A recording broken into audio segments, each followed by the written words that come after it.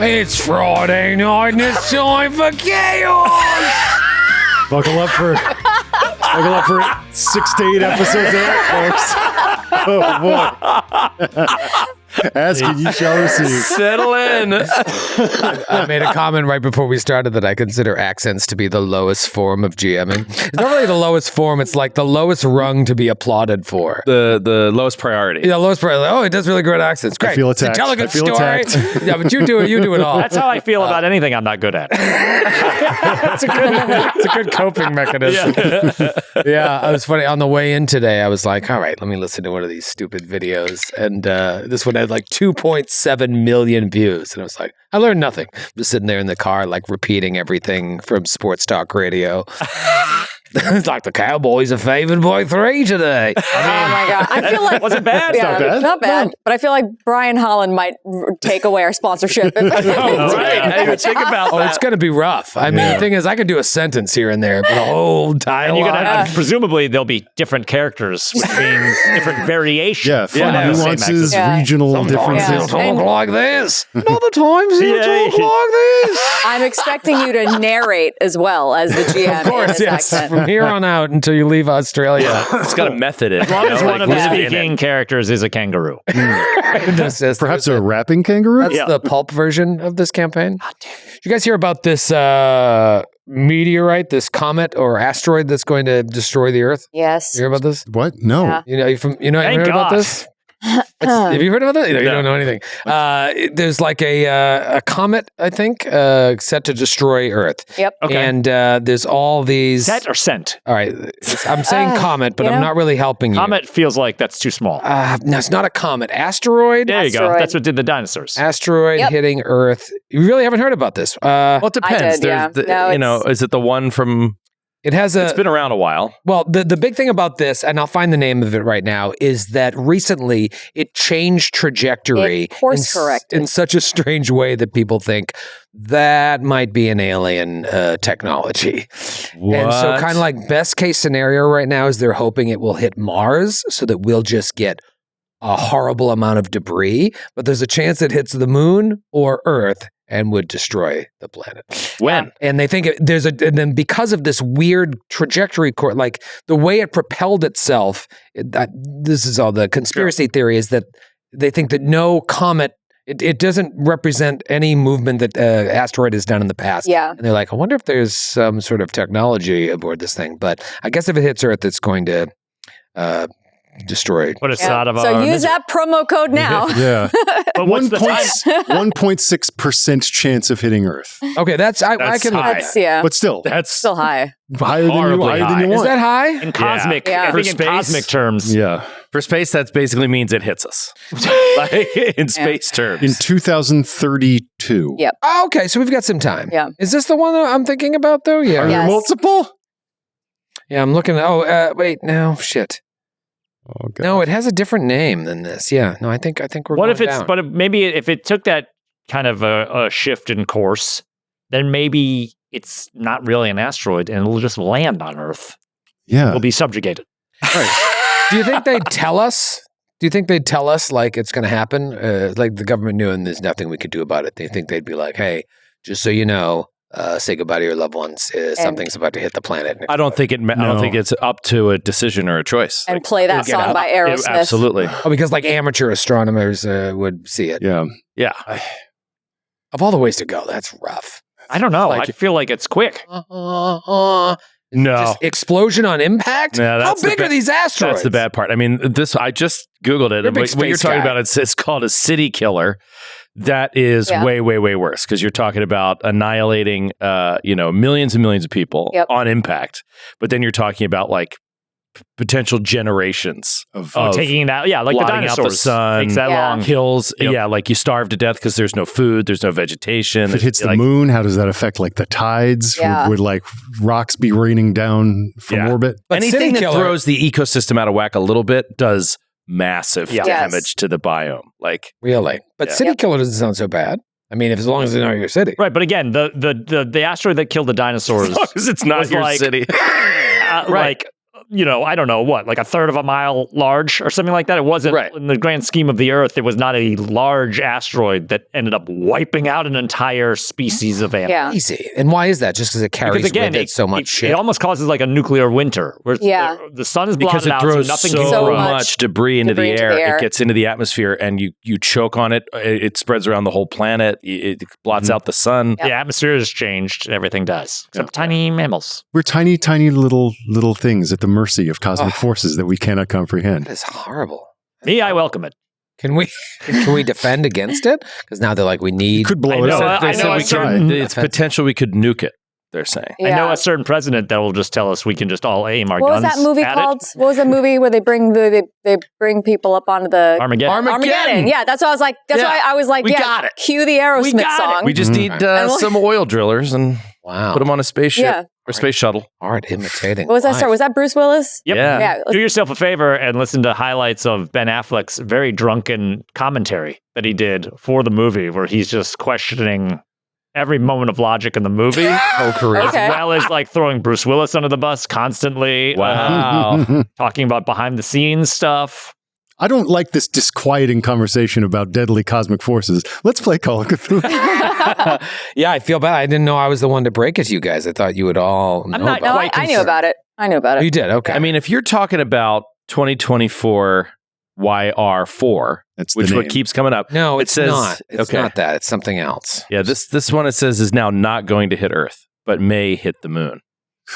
Yeah, I thought it was So, called yeah. something else. Well, It's all over. There's It's a all whole over. bunch of articles on this right now, so I'm sure it's Yeah, and that's why what you're talking about. It's not a comet. A comet doesn't hit planets, a right? comet is could. like, I mean, Yeah. yeah, of course, anything could hit. Yeah, a but a planet. comet can disintegrate once it hits the atmosphere and like just That's what it is. Comet 331 Atlas or 3I Atlas. That's what it's called. I'm sorry, not asteroid. Comet 3I Atlas. That's the one that everybody's talking about. It's on the NASA website, I guess. The asteroid that will spare Earth might hit the moon instead. What happens if it does? is that the one they tried to hit? They did a test to see if they could do something. I don't know if it was that one. Oh, but it's not till 2032, so we've got some time. That's what you said. Yeah. maybe confusing these two different celestial bodies. Yeah, I that Yeah, guess but both of on a these things collision say course. 2032 collision. Like, really? These both of them are landing at the Also- same Maybe they're time? like hitching a ride on each other.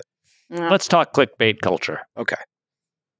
That's all I have to say. Oh, Yeah. That was it. That's what it is. I mean, they want. So when you said let's talk, you meant How many let's different not talk things about can we be What if afraid there's of? a giant alien riding it? That's what I'm talking about. Slim Pickens and Yeah. yeah. Yeah. Dr. Strangelove. Yeah, Mhm. thank you. Maybe they've already landed. Maybe they're in this Zip. room. I've been here the whole time. Yeah. Yeah. Well, hopefully it won't land by the end of this episode. So we can at least get through episode 17 of season 3. We'll be right back.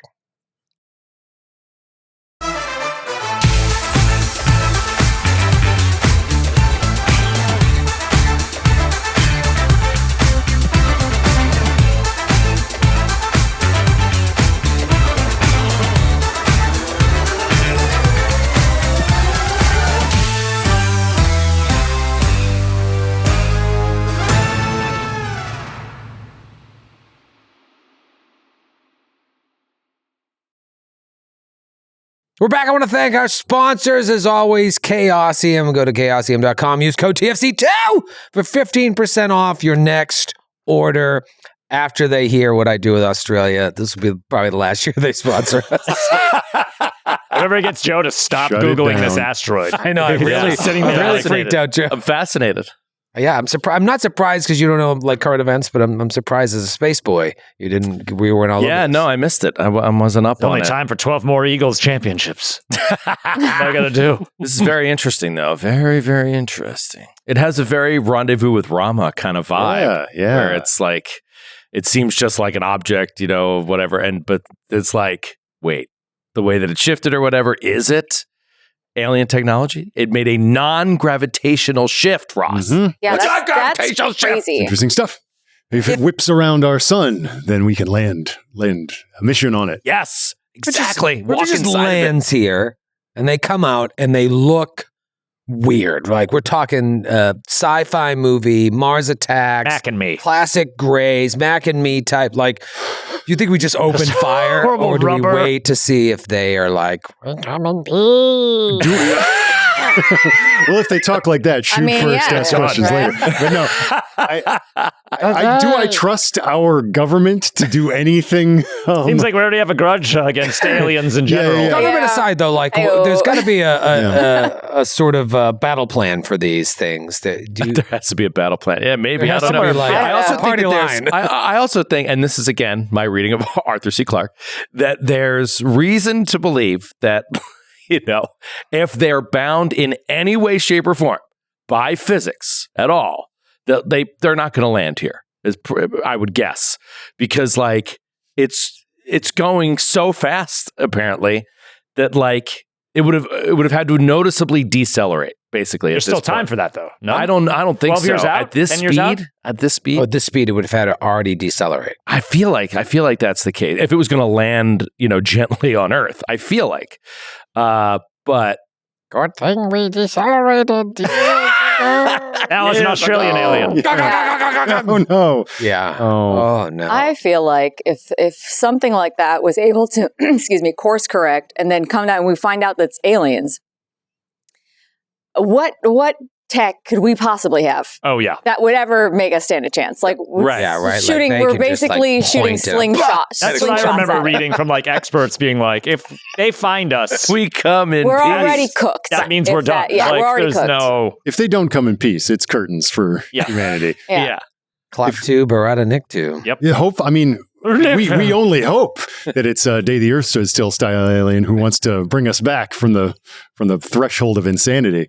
Yeah. A little late, buddy. Yeah. I'm sure somebody on TikTok will be like, "Oh, that's the rapture bus. Time to get on." As we know, that's a whole other interpretation of comets. Yeah. Here come the tradwive aliens.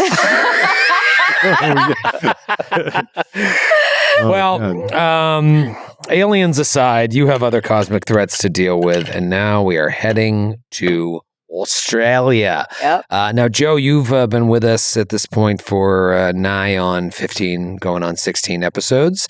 I want to go over some of the connections you've made thus far that have led you to Australia. A little walk down memory lane.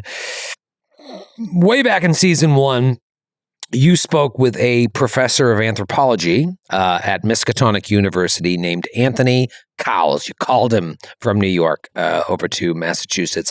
He was a guest lecturer at Miskatonic from Australia. And he came to your attention because you found a flyer in Jackson Elias's apartment on the night of his murder about a lecture this Professor Cowles was giving at NYU about some cult of darkness. And it looked like Jackson was either interested in the lecture or attended it because it had already happened like a couple days before his murder. And you're like, this is kind of interesting. So you called Cowles at Miskatonic and he talked about his research into a cult of Aboriginal Australians who worshipped a god called the Father of all Bats. And he went into all their horrible practices and how this cult apparently died out long ago. So Jackson was interested in this, of course.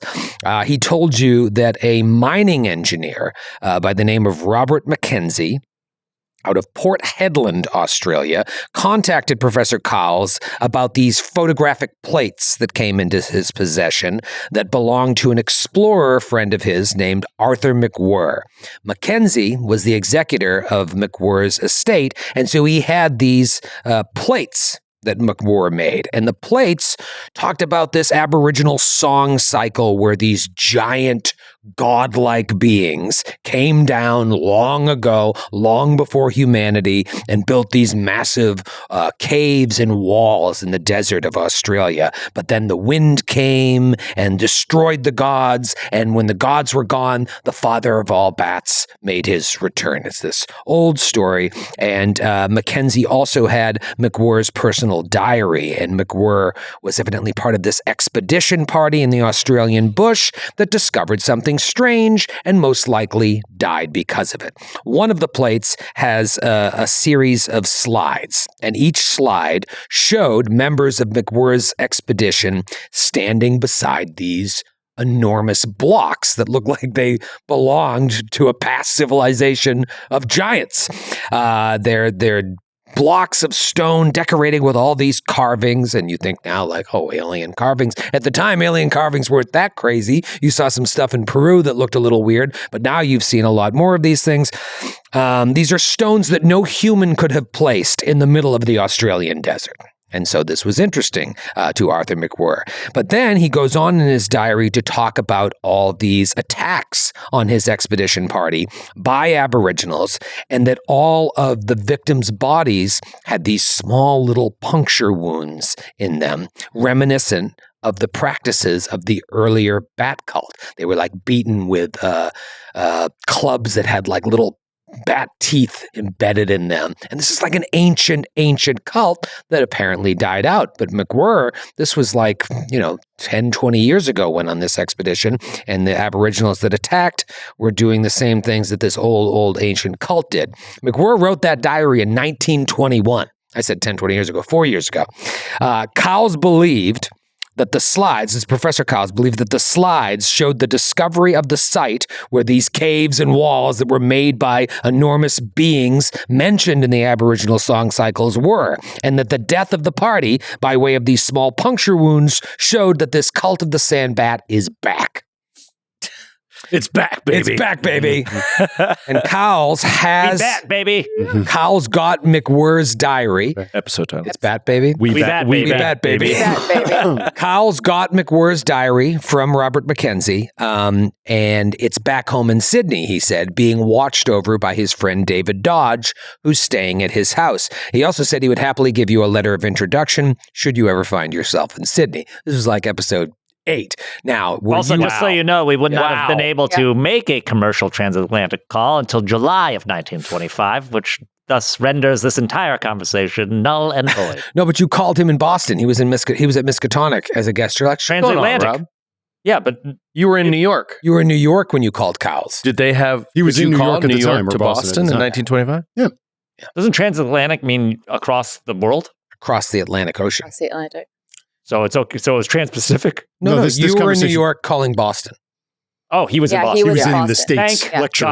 God, the verisimilitude. Yeah. It remains. almost ruined it for you. Yeah, no. You were in can New I York. ask a- can I ask a Retcon. question? Ignore any other transatlantic calls that may have occurred. Yeah. Yes.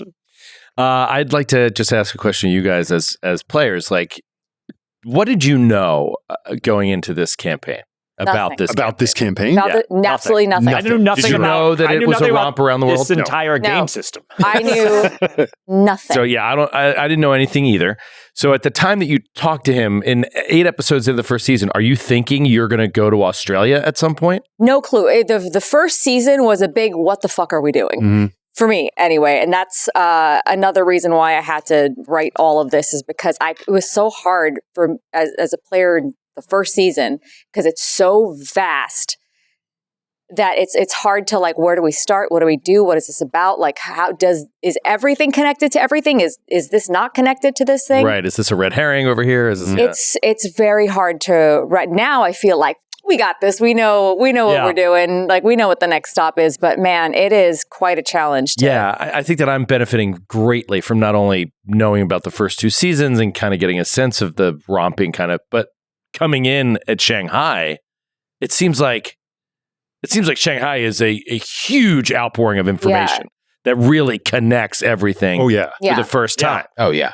Yeah. So I was wondering how in the dark you were at that time that you heard about Oh man, this. no. Rob specifically at some points were like, guys, what the fuck are we doing? I'm so frustrated. Yeah, like you'd love to get your hand on McWhirr's diary, but he's like, "Oh, sorry, it's in Sydney. Let me know if you're ever in Sydney. I'll make an introduction to my friend David." Sounds like a Dodge." joke. Yeah, you're probably like, "Okay, Yeah. great. We'll let you know." Yeah. And now Troy doesn't want to role play anymore. At the time, it just Australia felt doesn't like. exist. Yeah, at the time, it just felt like, well, that's not going to fucking When are we happen. gonna do that? When are we going to do Okay. that? All right. Yeah. Cool. That's what I was wondering. And so, you role played last week that you reach out to Jonah Kensington. You could very easily ask him to reach out to Cowles on your behalf and get this introduction so that you can show up at Cowles' house and have a letter of introduction from Cowles to we David can Dodge. retcon that. Okay, yeah, absolutely. absolutely. You already said that you reached out to Kensington and you're checking in with him throughout because he's providing you with the money for this expedition.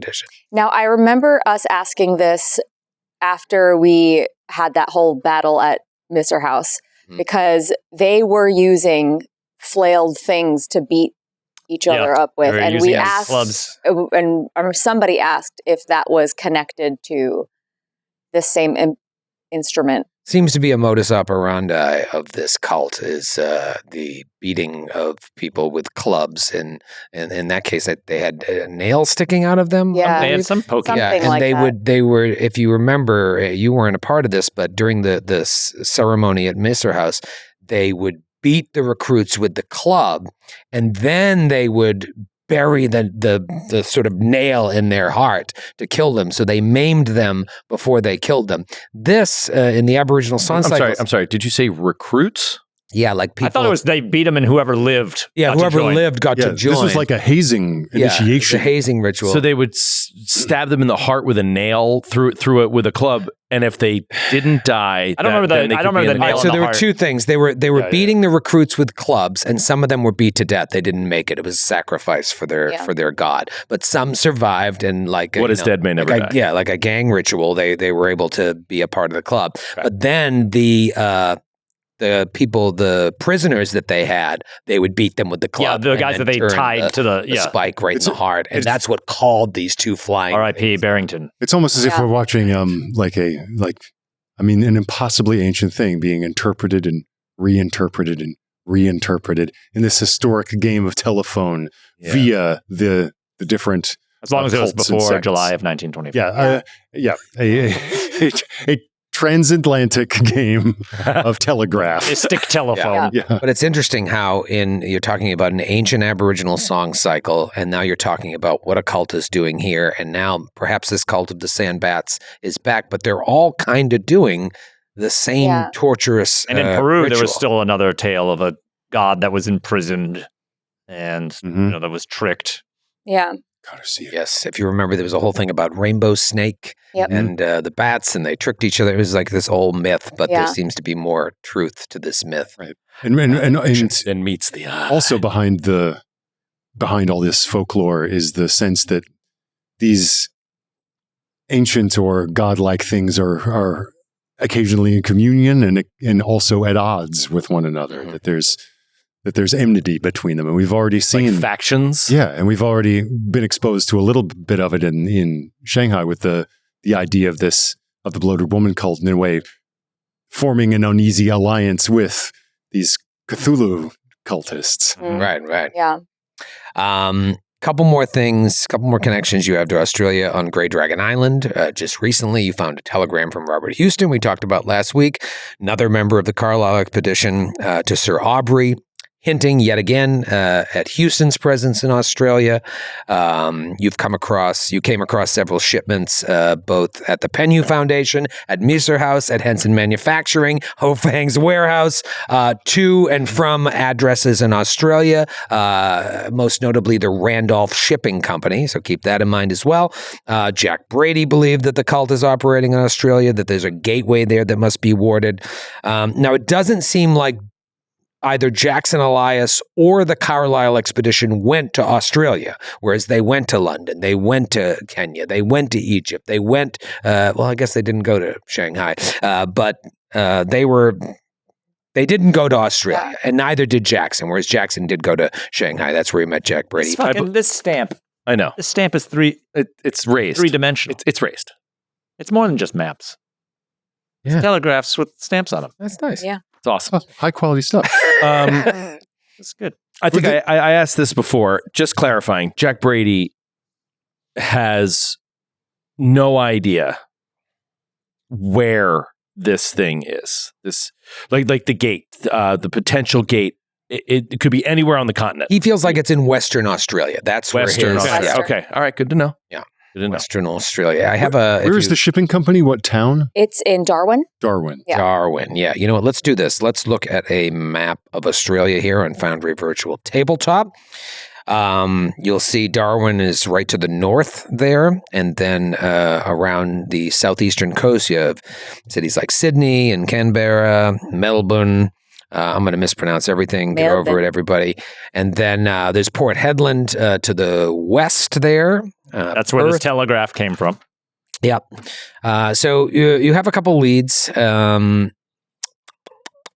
Randolph Shipping Company in Darwin, and then Sydney is where Professor Cowles's house is. And are these, as we look at this map here, are these the states of Australia? Are these actual regional The territory. The territories: New South Wales, Victoria, Queensland, Northern Territory, Western Territory. Okay. When my dad, both my parents went to Australia in the 70s. They got married in Australia. Whoa! Oh wow! And while they were there, my dad, I think it was my dad, told me this, that like he was teaching like middle school biology, and he asked like the basic science question: what are the three states of matter? To which one of his boys gave the response: New South Wales, Victoria, and Queensland. Amazing. Okay, all right. So Port Hedland is on the opposite side. Oh no, it's on the side we want to be, western. Yeah, it's western. Let me tell you a little bit about the travel. There's no air service to or from Australia in the 1920s, so ships are really the only way to reach the continent. You got a couple options. There is a line known as the P&O line. It is a fleet of luxury liners that travel from Shanghai to Darwin via Japan on a regular basis. There's also the Australian Oriental Line, which has direct service to Melbourne via Brisbane and Sydney, but that leaves Hong Kong, so you'd have to go back to Hong Kong first. Truth be told, it's mainly a flavor choice, because if you said you wanted to go to Sydney first, for example, you can just tell me you're taking the P&O to Darwin and then hop a steamship to Sydney, and vice versa. Some cities you can travel back and forth by train, some you might want to rent a car, whereas the port cities to the north and west, like Port Hedland and Darwin, you need to take a boat to get around. But if you want to go from Sydney to Melbourne or something like that, Sydney to Melbourne, drive, take a train. Sydney to Brisbane, you could take a train. Yeah. So if you want to, the easiest way would be to there's land. no train through the outback, like through the middle, the central Australia. You'll have to. You have to take boats. You have to take boats to get around. So if you want to go from Melbourne to Perth, you're taking a boat. You're taking a boat around. Okay. Yeah. So the easiest way I think would be to go to Darwin and then tell me where you want to go from there. Take another. Sounds like we want to. I mean, I would tell Vaughn definitely is like, I prefer to travel in luxury if we're traveling at all, especially considering that where it seems we're going is to the northwest. I'd rather not make our journey longer than it has to be. Mm-hmm. And in style, more importantly. Separate rooms. Sorry, Marion. This bird's going to fly to his own bedroom. Carter is so sick of platonic spooning. Yeah. He's over having a roommate. I sent you some setting information on Australia in the 1920s. Did anything jump out at you about that stuff that I sent? I didn't read it because I didn't think I was going to live. I read it, and then all of yesterday happened, and or last week. Placed it in your brain. I think the most important thing is understanding the plight of the Aboriginal Australians. Obviously, similar to some of the racial divides we saw in the New York chapter, it's taken up a notch here in Australia, to say the least. So I'll mention a couple things that jumped out to me in reading it. The Aboriginal people are sort of tragically either just killed outright or herded sort of internally into the more the less arable, the least hospitable land where no one can live. Yeah, sounds cool. It's also like one of the driest places on the planet, the center of and it's done under the guise of we're preserving their culture. Right. It was cultural preservation societies that were doing this, and they really what they were doing was separating them off and putting them in the least desirable places to live. And then and they say that there's roughly 6 million people, I think, in all of Australia, not counting Aboriginals, like 6 million people, and they're all on the coasts. And that's very few people, obviously. So it's a lot of land. And at this time, I think like 170,000 Aboriginals. So, vastly outnumbered by the 1920s. Yeah. Just the same old tragic tale of colonial forces.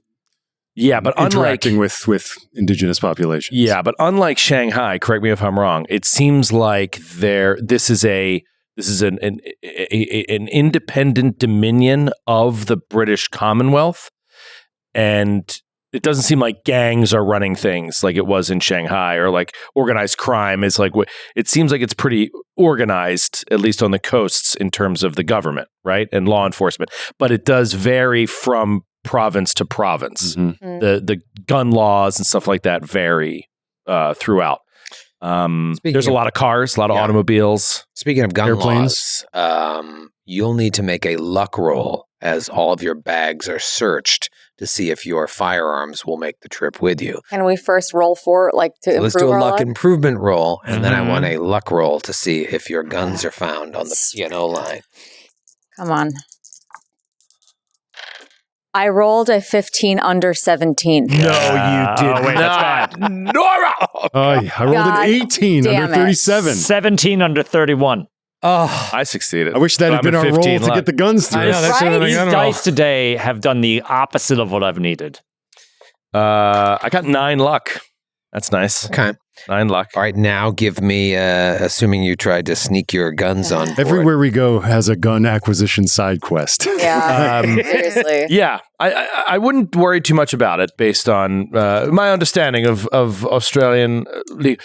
We're going to an rather island easy of to get a convicts. license for a firearm Yes, in I am. country. I dare say they shouldn't be too difficult to come by. And now that I need to roll under a 17, I rolled an 86. Of course. And I failed the luck roll. I actually don't think I succeeded. Carter's got a gun. Nice.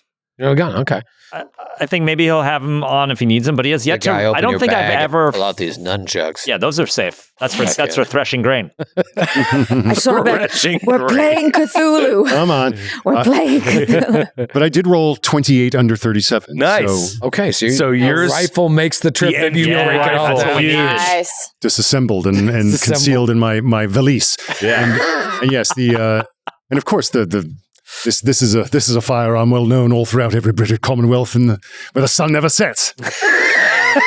Oh, that's right. Hey, Vaughn, these are your people.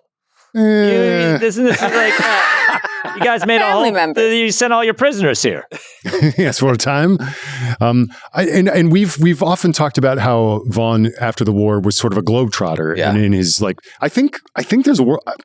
I dare say Vaughn's been to Australia before. Oh, he has. If only briefly, as like kind of a way station around the world. I think we've said that he definitely went to Nepal, that he maybe went to, at least saw Everest, did some mountain climbing and stuff. But he, I think on his way back through, perhaps on the way to Peru, Huh. just got bounced off of perhaps Darwin on the way to Manila, then to the Sandwich Islands and San Francisco and onward, parts unknown. And to Peru. Straight to Salt Lake City.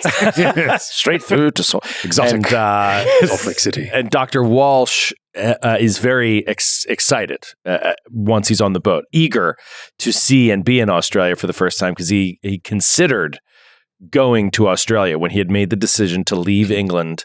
There were posts for universities in Shanghai, but also in Australia. Oh yeah, Mary, I'm forgetting. These are your people too. Yeah, there's you guys, it's like you're multiple- coming home. There's multiple universities that have been created at this time in Australia, and so he ended up going with Shanghai because he was very eager to learn Chinese, and so he wanted to learn another language, and that wouldn't happen in Australia. So he went with Shanghai, but he considered Australia, so now he's eager to get there to visit. So maybe you have some connections at the University of Sydney. You could follow up there or do some research there if Yes. you need to. Cool. That would be the best city for that. Last thing I'll say about the setting is you're going to be arriving. Originally I was thinking April. If it is, it's going to be like April 28th, 29th. So beginning of May. The seasons are all backwards. So it's autumn in Australia. But I think from what I've read, it's still kind of a balmy autumn. Like the hot is still hot and the cold is cold. So it's not like an East Coast fall. But technically speaking, you'll be arriving in Australian autumn. All right. Toilets are flushing in the wrong We do direction. Can we yes. redo? Yeah. What happened last week? Okay. So last cups. week was our recovery phase, and we drew the 3 of cups. Oh, right. 3 of Mhm. Cups. Yeah. Mhm. Ace of Spades. And now that I want Three this of page Cups. is not. Sorry, the page not. Okay, now I have the page up again. Just before you dive into it, average temperatures in autumn in Sydney are 60 to 72 degrees, average temps. Mm-hmm. So yeah, it's not too cold Okay. at all. Okay, so we have the Three of Cups last week. The meaning behind the Three of Cups represents a period of happiness. You'll be able to forget the worries of your daily life and spend quality time with family and friends. Oh my God. To see the Three of Cups, it can indicate a happy reunion with a long-lost friend, a relative, or a loved one. It could also mean Margot. It could also mean a celebration, whether it's your own or for someone who you love. It could be a birthday, wedding, happy occasion. In general, it's about spending quality time with the people you cherish in your life. The three maidens represent your circle of friends who you turn to for love, compassion, and support when you need it the most. It can be old college buddies, colleagues at work, or people you have shared a special bond with over the years. Come on. Come Could on. be people Once you again, stormed a too volcano perfect. Oh, base with. Yeah, it's the people you trauma bonded with Yeah. And the party over was, of eldritch course, gods. Cheng's bar mitzvah. Wow. Stop that before you left. Yeah. Laurie Chang. Hey, you're a man. Yeah. Awesome. Well, let's pull a new one. I'll do the honors if you'll have me. Yes, let me just get in a Oh, spoiler alert! one I'm more. gonna cut unless All one right. comes flying out of those Unless one comes sticky flying fingers. out, which happens. old sticky fingers, Oh, Ibrahim. Mhm. That's what they call her.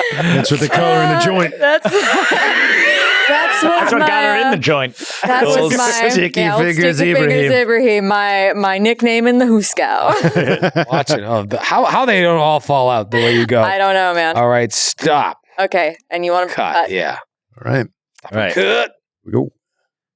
Oh, I don't like that. It's a major arcana card. It is the Hermit. Legendary. The Hermit in reverse. Hermit The in Hermit reverse. in reverse. What is It's that? an inverted hermit. I guess we'll find out next Oh, week. that sounds delicious. Hyperspace foil inverted The raisins hermit. are on the inside. My God. Inverted Hermit is the dopest name for some. That's I have to. that's everything Yeah. from a band to a sketch comedy troupe. Inverted hermit. Like Inverted a one-person bedroom metal project, Inverted Hermit. Why does this not exist already? But if you wanted to take a look, it is a old man in a robed cloak, It's a Led holding Zeppelin a cover. long staff. It does. He holds up a lantern that is illuminated by what looks like a star on the inside. Mm. Okay. Very, very All right. interesting. Good. Okay. Yeah. All right. So, inverted hermit. Man, that is. I Wow. don't even know why that's wild. You cut to a weird card. I did. We don't pull a lot of major arcana No. cards in this. Led Zeppelin. Wizard. Look it up. So you've got some leads. Great. You tell me where you want to go. It seems like Randolph Shipping Company's in Darwin, which is where you're going to land, but you don't really know much. We get the about sense. that. I mean, and we get the sense that Randolph Shipping Company is basically Ho Fang Australia edition. Could very well be. Yep. At least that's what Vaughn thinks. And then Sydney, you've got Marion may have some connections there, and that's where Cowles' house is, where his friend is staying. Okay, so well then, And I'm not going to travel between cities unless something eventful happens. I'm just going to be like, and now you're here. okay, it's long. But time it's, will pass. It's Yeah, long time travel, will but it's I also believe you can fly, right? Within Australia. within Australia. I, at least according to the information that you sent, Mhm. while you can't fly to Australia, you can fly within Australia. Yeah. Quite a bit. That's a cool idea. We're going to be in a plane fighting a bat monster. Yeah. Internally, Australia is thoroughly air-minded. In 1922, 30 companies have charter aircraft available, with regular air service existing in central Queensland and then the thinly populated northwest. Regular flights between Adelaide and Sydney start in 1925, and other routes slowly follow suit. So it's not not very like far. let's Just just hop a burgeoning. flight. It's chartering flights, and mostly in the northwest. Okay. North in the east, right? Southeast Queensland. Queensland and the thinly populated northwest. Yeah. So it seems as though, I mean, and Vaughn even might say, other than pulling into Darwin, as much as I fancy setting back their work, it seems to me as this importer-exporter is about the same business as our friend Ho Fang was. There was this chap that we spoke to on the telephone, and another academic doctor who we may be able to share information with so that we're not going in so blind. Yes, this Cowls. Yes. Cows. It's very interesting. So, do you think we should make our way to Sydney then, rather than start poking around in? Well, we know. What was we know it? Port Headland is where we Headland? know Houston is. At least that's where he sent this from. Yeah, But no other leads. Port Headland is closer, perhaps.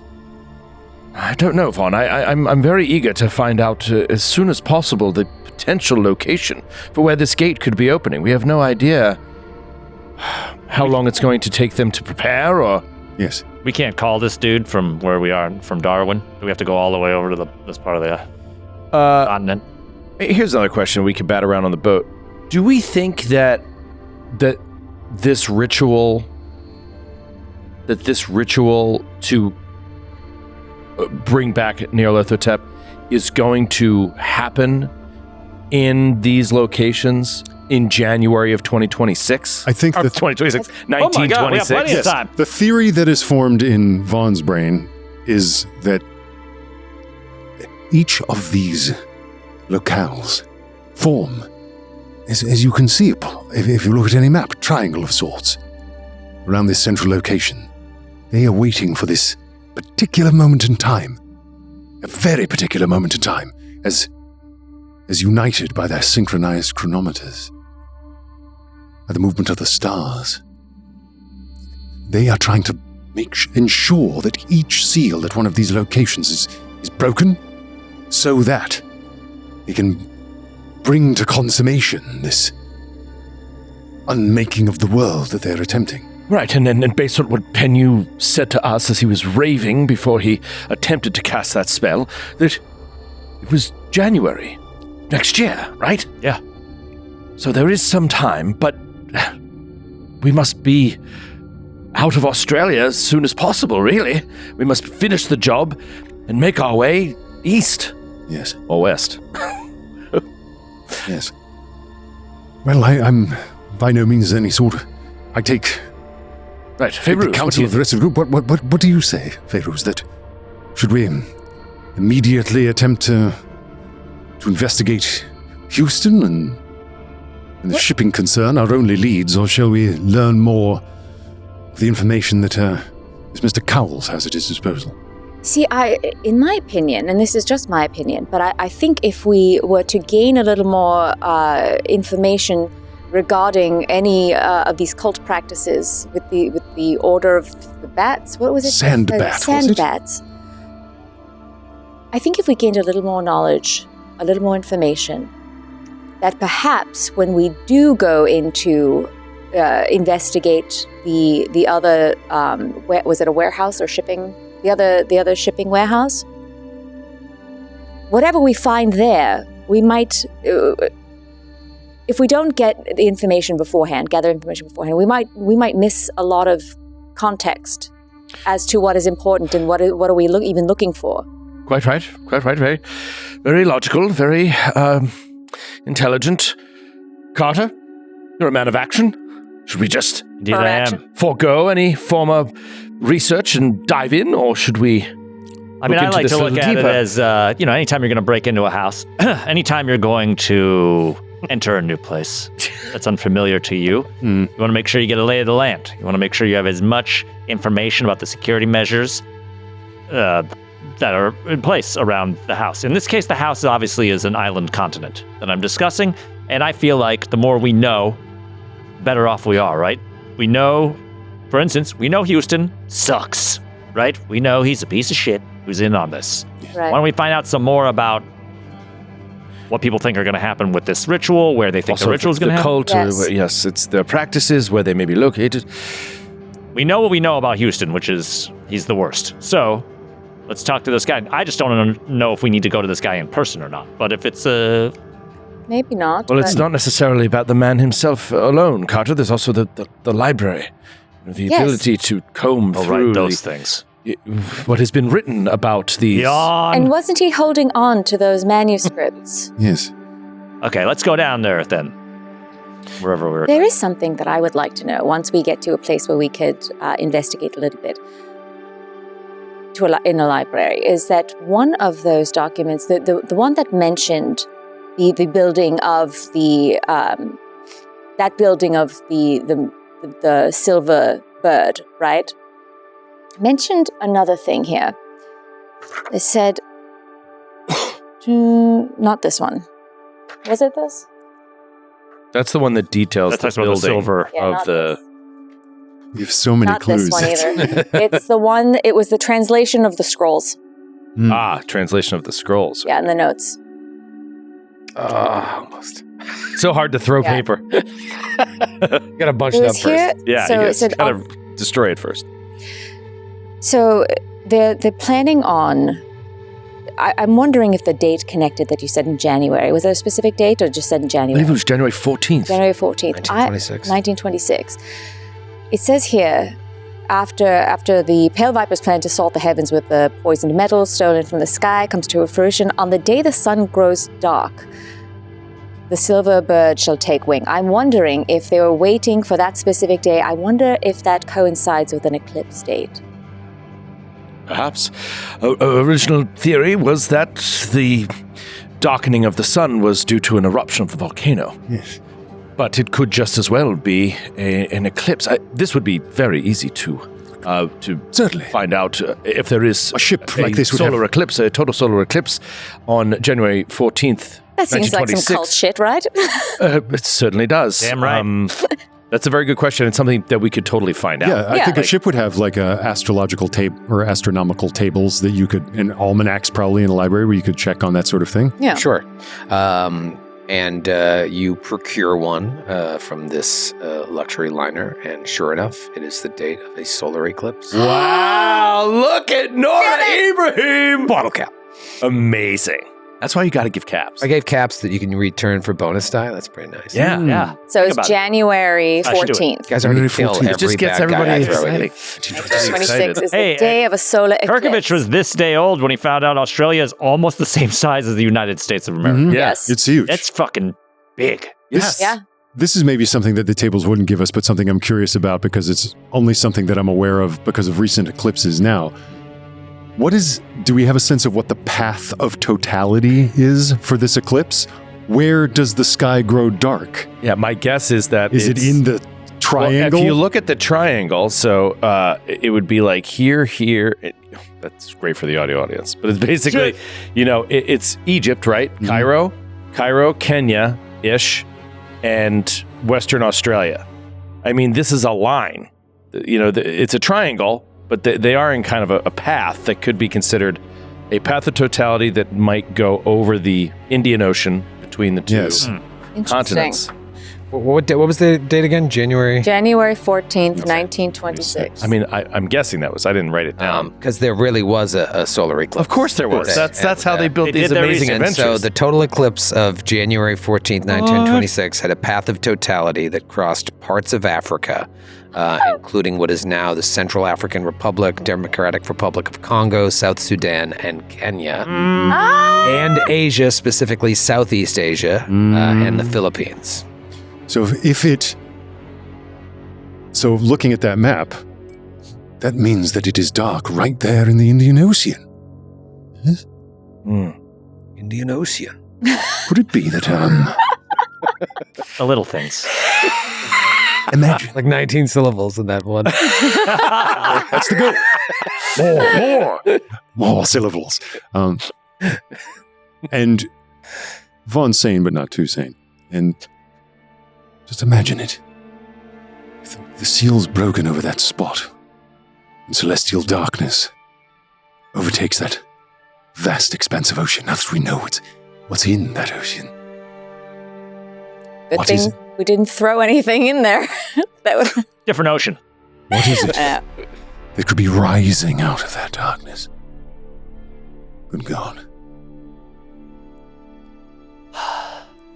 Anyway, these Fosters are huge. It's a keg in itself. Look at this image. Look at this image of the path. Mm-hmm. Yep.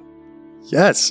It's right, It's right in the middle. Yep. the middle Where of it is most perfectly complete is directly between Western Australia and Kenya. the triangle. Exactly Yep. halfway between. That is what. Wow. They thought of everything. Noura! Nailed it. Nailed it. So it sounds as though, like, we're tentatively saying that we want to at least contact this academic. Yeah, and if there's an actual physical library we have to go to, I missed that part. Let's do that. Let's go there. You have the introduction. It's certainly a good place to start, rather than stampeding into another warehouse where you don't know what the situation is. Get the lay of the land. Those are your two leads, really. Yeah. Portland, Headland, you just know that Houston might be there, but it's a big city. So. Right, Sure. Okay, give yourselves 1d3 sanity from the sea voyage. Okay? Oh, That's salt, Nice. sea, air gives you 1d3. And that gets me guaranteed one back from the fucking Margot. it's really eating you up. All right. 2 more sanity. Hey, there Me you go. too. Same. I need it. I got need it. 2. Lord, don't I need it. 69 sanity. Nice. Thanks. Oh, What? sorry. What? Nice. Troy, Where the he fuck teed were you you up. guys? Sorry. I meant to say nice. Yeah. Don't understand. It's a number like any other. Don't understand. It's okay. I'm at 38. Dude, Sanity. you are getting No, super sane. saner than I've ever been. Wow. This is What did you awesome. start the campaign with? Do you remember? 35. Oh, you I started began in Peru Wow. with 35 sanity. Yeah. I think, and that was like when this character was These getting were made. random rolls. You rolled these. Yeah, and I think as the character was getting made, that told me that like, oh yeah, this guy had war fatigue. He was shell shocked, and Very interesting. You always start with your POW. Your POW is your sand. Yeah. I mean, have you ever gotten that much sanity in a development phase? Anybody? No. 'Cause that No, because seemed there was like, always something that yeah, took 'cause that away. was an We've never epic, succeeded that epic- much. Yeah, that was an epic thing to have shut down. It makes sense that you're feeling much better about your grasp on things. It's one thing that's really fun about the Mystery Squad is that as we go on, even though we're becoming more darkened and crazed by all this stuff, I feel like our altruism quotient is rising. Yep. In direct proportion to Yeah. us going insane. So Nice. yeah, we'll see. Yeah. Yeah, I'm looking at other sanity rewards, seeing how you fared. But yeah. Okay. All right. So you Keep want them coming. to stop in Darwin, and then make your way to Sydney, because the boat will take you to Darwin. You can hop on a steamship to Sydney, no problem. I'm not even going to talk about Darwin. Let's just get you to Sydney. Okay. Off to Sydney. You arrive in Sydney in 1925. I'm going to say you spent a few days in Shanghai recuperating, getting Brady settled, hooking up with Choi Min Ling, doing some light shopping, finishing your time there at the Stumbling Tiger, and then you took the P&O line from Shanghai via Japan to Darwin. Let's land in Sydney on Monday, May 3rd, 1925. Okay. 1 month and 2 days ago, you landed in Shanghai. What a month. May. Wow. Mid-autumn, as I like to think of it. Venice. May 3rd, 1925. In 1925, Sydney is seeing a bit of a growth spurt. Not our friend Sydney. I was just going to say. She's finished growing, I think. Fingers crossed. Oh my goodness. A few years ago, had you arrived a few years ago, you would see like mostly ramshackle houses, and now that's all given way to terraced streets to accommodate this growing population of over 900,000 people in Sydney. As you get off the boat, you see there's like lots of extensive building work happening across the city. They're preparing for this growth, and it's becoming slightly more metropolitan. Following your address, getting a telegram back from Kensington saying, all right, here's the introduction. You find out that Professor Cowles's home is in Camperdown, which is one of Sydney's inner suburbs, and it's within walking distance of the university campus. Nice. Right. Nice. Professor Cowles had told you many moons ago, I guess probably would have been around January of this year when you were in New York, that his home is being watched over by a friend named David Dodge. So, you roll up to this house. And what do you do? Wait. Do we think this guy's here? Did we stop at a hotel? Or do you want to check into a hotel? Yeah, Yes. let's do that first. There's no Wanna get Waldorf settled? Astoria. We haven't talked to a Troy hospitality NPC in a while. Waldorf Astoria in Sydney is slated He's like to really open. eager to just get on with it. I don't know why.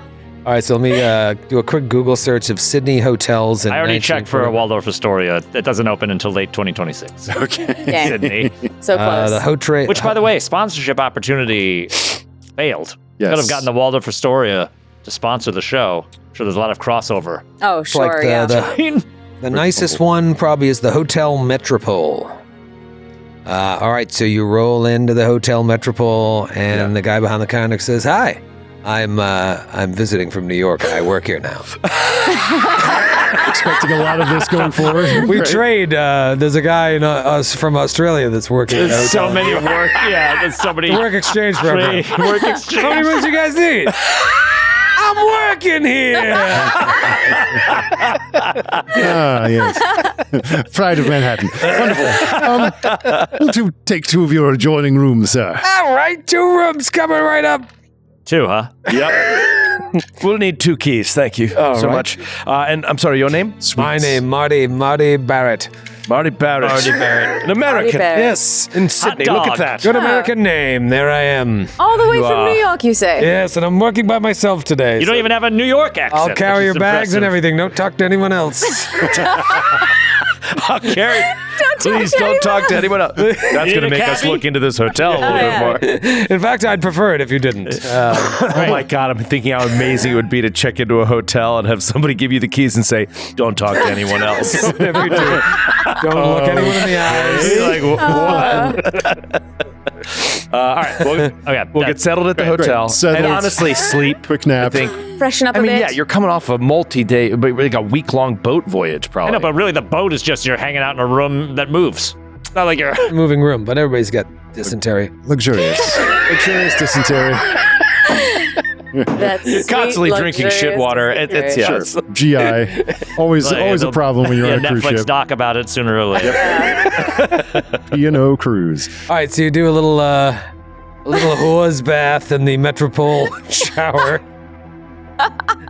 Your whooms I and think your you take a eyes. shower in a shower. Or you can take a full shower. Oh, Marty boss of Barrett me. provides you with all the soap you need, Oh, all mod cons. Lovely.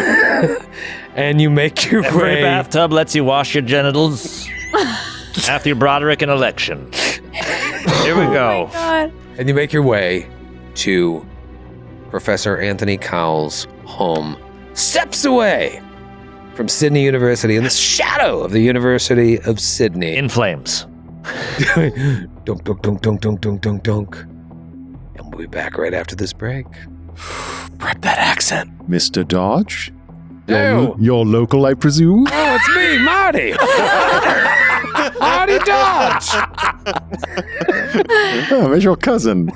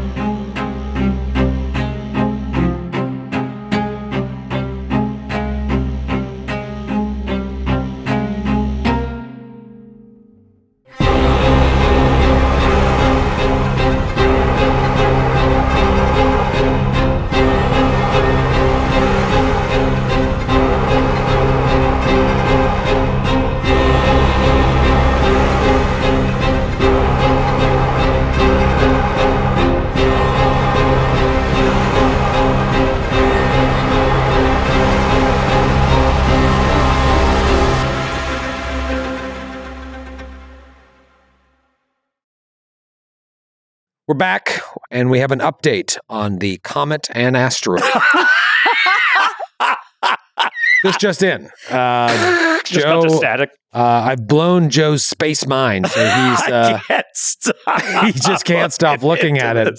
We're starting late on the break here because you've been entrenched in this. Give us an update, because I did not. All right, help latest update. by And by the confusing way, them. this is all very, very quick research, not deeply researched, but and also Consider this it is factual. Yeah, this is airing. I mean, like maybe beyond the time that it's going to reach its periapsis. I've from already the sun. It might have already crashed.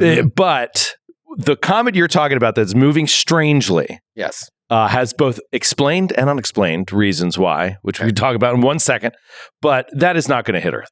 That comet Guaranteed. that's moving weirdly The alien spacecraft. is not going to hit Earth according to my research. Right, it'll land it's not even going to come anywhere close. Okay. It's going to land comfortably in Yorktown. In Yorktown. In my Westchester town. Right in your town. The other one that I saw, I think you just conflated the two a little bit. Sure. Is looking like 3% chance, or maybe not now, but might hit the moon in 2032. Okay. That's an asteroid. Wait, 3% is higher than the 1% that you said was basically a guarantee. Earlier it said 3%, and then I think they brought it down to 0, but said it might hit the moon now. Okay. Now, if it misses the moon, it's still going to hit us, right? No, there's so much other space. Okay. I feel like 3% of the moon it presumes 10% Earth, right? Like, no. I'm actually really shocked. I guess I shouldn't be. The math is so amazing. I think it's one of the coolest things, like orbital mechanic math, because like the way that you can, for example, say like we knew in May of 1925 that there will be a total solar eclipse on January 14th, 1926, and here's its exact path. Like that's math. Math is what lets you do that. Math and physics, right? And so we know now that there's going to be a solar eclipse in 2033. There's going to be a solar eclipse, because of how everything moves.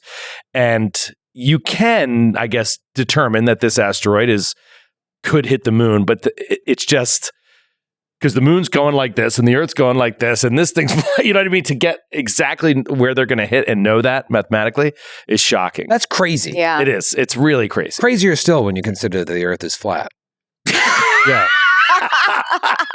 That really makes you think. Noura took such joy in that. Smiled ear to ear. We're having a good time. Having a good time, pals. Anyway, we'll finish this season before the asteroid hits. But maybe not the series. Maybe not the series. Fingers crossed. I need closure on this game. I know. Just thinking about how many more seasons. It's very interesting. I don't know. Where does the season end? Do math. Dunk, dunk, dunk, dunk, dunk, dunk, dunk. You knock on the door of this humble home, very similar to Marion's house. It looks like this is part, perhaps, of university housing. And so maybe... I don't think Cowles, it doesn't look like has got this rich estate that he needs a friend to stay at, but maybe it's part of him needing to hold on to this house. Who knows? You knock on the door, and Carter's like, man, we got buildings here the same as we got buildings in other places. Carter's really had of course you do, Carter. Journey around the world. Yeah, man, you really get a new sense of things when you realize that everyone has houses. Don't. You hear footsteps approaching. Someone's coming. And Carter, don't say anything stupid. The door opens. Why don't you fuck your... A 40-something-year-old man with dark hair answers the door. His sleeves are rolled up. You see his forearms are covered in freckles. And he says, hello there. How may I help you? Every Australian NPC, I demand, looks like executive producer of Chaosium, Brian Holland. Regardless of the gender. This man is, he's covered in tattoos on his arms. Yep. Hello there, how may I help you? Hello there, how may I help you? Yes, hello. Keep going. Keep trying. One more time. We had a letter of introduction to Mr. Cowles, I believe. Do we have the pleasure of speaking to Mr. Dodge? That's correct. David Dodge is my name. A letter of introduction? I don't understand. Well, of course, our... Shut up. Don't look at us ever. Doing fine. You're doing better than I ever could, Troy. Jonah Kensington. Right, the office of Jonah Kensington in New York should have done the particulars. We are the Mystery Squad. The Mystery Squad. Well, on this side of the planet, you might know us as the Mysterious Team. Yes. Right, I didn't quite understand what the whole story was about, but any friends of Professor Cowles, please come on in. So I've only had the pleasure of speaking to the gentleman one time when he made a little sojourn through America. So you're friends of Anthony's. Please sit down. Can I get you some lemonade or some other Australian drink? I'd love an Australian beverage. Yes. Something original. Yes, we have lemonade, which is probably Sprite. We call it lemonade. You drink our water, it goes backwards down your throat. A point of gasoline. Oh boy. Oh boy. It's all okay. Yes, I'll have a lemonade of your offering. All right. And he gives you so much. something that neither resembles lemonade nor Sprite. The hell is this? Brown. Brown. Okay. Yes. There's sediment on A the brown lemon tree out back. Pretty herbaceous. It's kiwi juice. What is it that has Mr. Cowles indisposed at the moment? Is he traveling? Professor Cowles is teaching at Miskatonic University in Massachusetts. He'll be back here in October. We call it the spring. Do you? Right. A couple more months to enjoy it before the He's slated to come back in October, so I'm just watching over his house. I can also watch. So far, I feel like Ross almost spoke in an Australian accent just to be like, almost correct the. It's like Kentucky by way of Liverpool. What you're doing. Yeah, that's a good way to We describe can't keep talking about it. It is what it is. It's great. I love it. Your friends are his?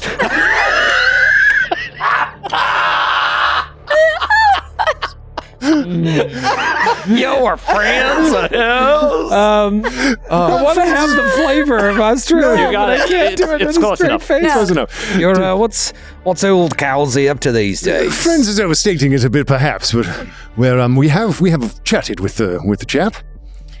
We were wondering if we might have a look over his papers and effects, old man. Papers and effects. Seems like a bit of a strange request. Is this as part of his research or something? Yes, well, we are also aligned in the same research projects as he is, and that's originally why we had spoken to him, is so that we can compare his research with ours. You see, I am a graduate student at the Miskatonic University myself. Oh, is that right? You were a Yes. student of Professor Cowles's? Student of Tony's? My father is an acquaintance of his, yes. Oh, your father's a friend of Yes. Anthony as well. We were also interested in sort of these photographic plates that he is sort of had. That was specifically, yes, what we were. Yes, yes, he was involved name? with some sort of research. Anthony hasn't told me anything about that. Probably knew I'd mount my own expedition. I'm a professor at the university as well. Oh, really? What is your That's area? right. What's your line, What's your Dodge? area? You name it, I study it. funnel cakes. Anthropology and physics. No, anthropology. Anthropology. Yes, yes. So Anthony and I, we went to undergraduate school together, whatever you call it here, and I'm just finishing up my term. Graduates. Undergraduates. I went to undergraduates. We went to undies. You went to Andy? Just finishing up my current term and looking forward to some vacation time. I broke up with my girlfriend recently, shortly before Anthony left for America, so it worked out perfectly. I needed a place to stay, and he needed someone to look over his house. And you say he's got some research here. He probably knew that I'd be interested in it too, so that's probably why he didn't mention it. Well, tell me more about it. As Noura is trying to remember. Wait a minute. Did he say there's stuff in my house? You mentioned McWhirr. He's got some of McWhirr's stuff here?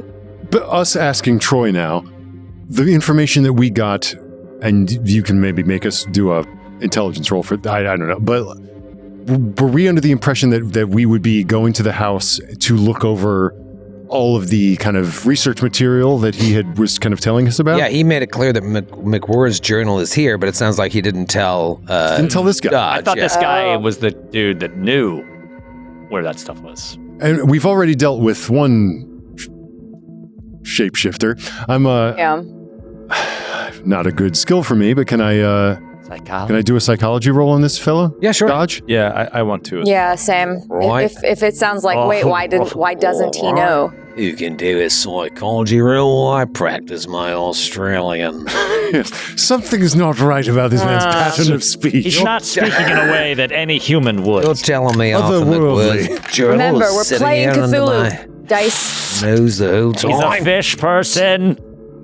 Nope. 79. I failed.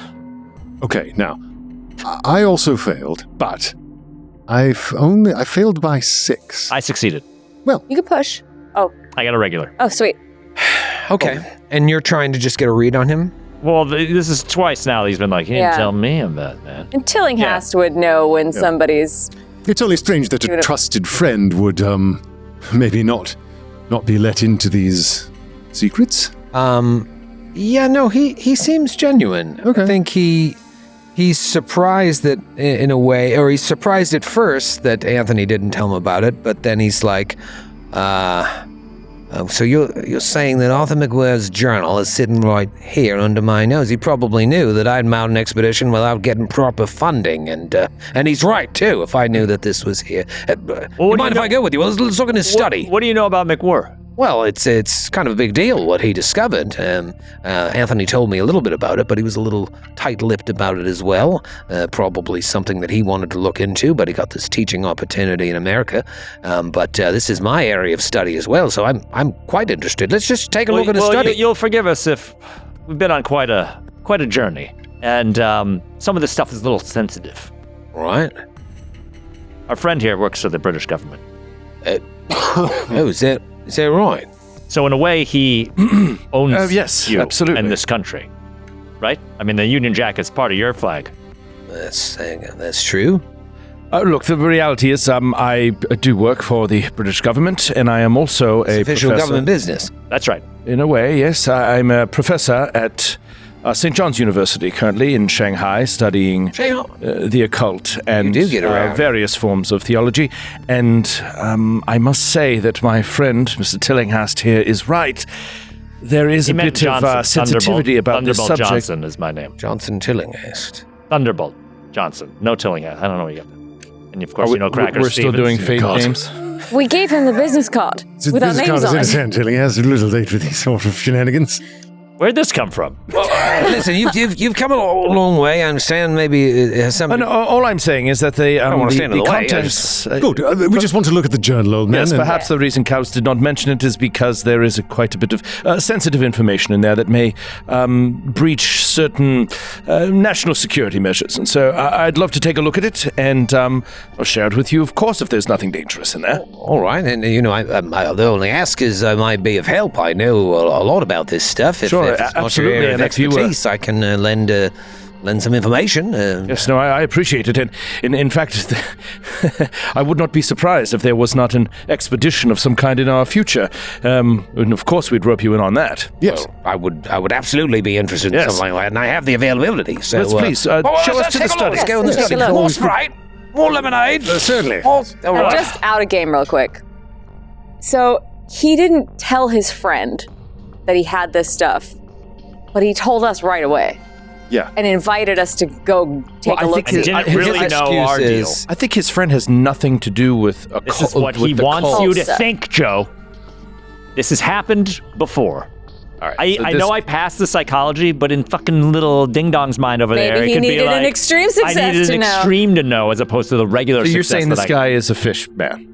I'm not saying he's a fish man necessarily. I'm just saying it's still a bit odd. I don't know how he identifies. I just know that he... Okay. That with one phone call, This he's is how like, it yeah, works. come to my house. Now you're paranoid Now you're about part of it. everyone. Yeah. He's saying that Cowles didn't tell him because if Dodge knew, he would have mounted his own expedition without even getting It's very proper backing. What's the word? Possessive about his work? Spontaneous, Or Impulsive. Impulsive. Impulsive, Yes. and that could be dangerous to the whole project. That's what I get the sense of, is that this is a chap that he maybe doesn't trust with this information, not because he I get the sense finds that he's a danger, but this that guy look like... Hey, he's a good-looking guy. Isn't I got he a picture fit? of him. Hey, he's pretty fit. Yeah, I'm He's a like, fit this guy dude. probably kicks ass. Like, he'll be awesome to have on an expedition. Come on. You gotta start trusting people again, Carter. One time I was you, and it was those sweet summer days. Oh, you sweet summer child. Yes. Let me show you a picture of old Professor David Dodge. Oh, how can you say that guy's You're telling evil? me I'm a fish person? Because I he's gave you smiling. lemonade. He looks like a mix between Rod Serling and Casey Kasem. He does look kind Hey of like there, Casey, fellas. a young Casey I'd rather Kasem. do this accent than an Australian. Oh my Amazing. goodness. All right. All right, let's go look for his top 40 journals. He takes you into An ad Anthony's. about a dog dying. Takes you into Anthony's study, and he goes, "All right, let's take a look around here. This is where he keeps all his work. Just be careful not to mess anything up. You'll see he's quite particular with the way he leaves his papers and everything. But let's have a look around. Yes, we won't make a hash of it, old man. Do a little library. Little Look myself. spot hid. I want to roll a spot hidden too because I don't even know where the journal is. Oh yeah, spot. Guy. Finally. I got a hard success on a spot hit. Shit. What's your roll though? Let's try to use my superhuman powers. What did I spot roll, hidden. though? Yeah, I'm curious. You don't believe? No, I'm curious because I got a hard success as well. Oh, okay. I got a 19. Okay. I Under crit failed. 47. Crit failed? I got a regular. I'm using different dice. I Fuck you switched. guys. Now they're in Australia. I've switched dice, and they're working. Yeah, I'm switching dice as well. That was the problem. These were on a Gentlemen. different time zone. I have an extreme success. Nice. 1 million. 7 under 70. Oh, no. Wait, it's 85. 7. Yeah, good God. 7 under 85. Oh yeah, 85 is when you fucking went. Yeah. God. 7 under. That's all right, what so I that had, beats 85, my and I rolled 13. 100. So you see an old journal. Bring it up. Oh, love a good Sweet. journal and a campaign. Bring it up. Check this out. Does this expand? Sure. You don't have Yeah. a physical copy of this, John? I do, but But you don't like I it. prefer this one. If you zoom in, you can. Oh, you can. I got it. I yeah. figured it out. Get it? Huh? You got to stretch the bottom gotta- yeah. right out, and it'll start zooming it. I see. All right, so Ross, you can do the honors there if you want to start with page 39 in this Very journal. well. Oh, here's the thing. Here we are. Found it. Solved right away. Now we're in the catbird seat, aren't we? All right. All right, let's see. So I just kind of pop it open to this page, and March 7th. Are we to assume it's April now, currently, right? It is, but this would be from 1921. Great. That's when he Okay. mounted the expedition. But this is where what we've come to see. My God, you found Arthur McWhirr's diary. That was good. And it's legible. Just He has nice practicing. handwriting. Lemonade. Just mutter. Yeah. Just keep muttering things in there. Right. Yes, no rules, just right. All right, March 7th. I'm just like cringing at like on behalf of every Australian listener. Yeah. Occasionally, We've like, already occasionally Sorry. I'm hitting it. we lost them in season 1, so we don't have to worry about it. Err. Or March 7th. Jock Kuburaku says that Aboriginals are following us.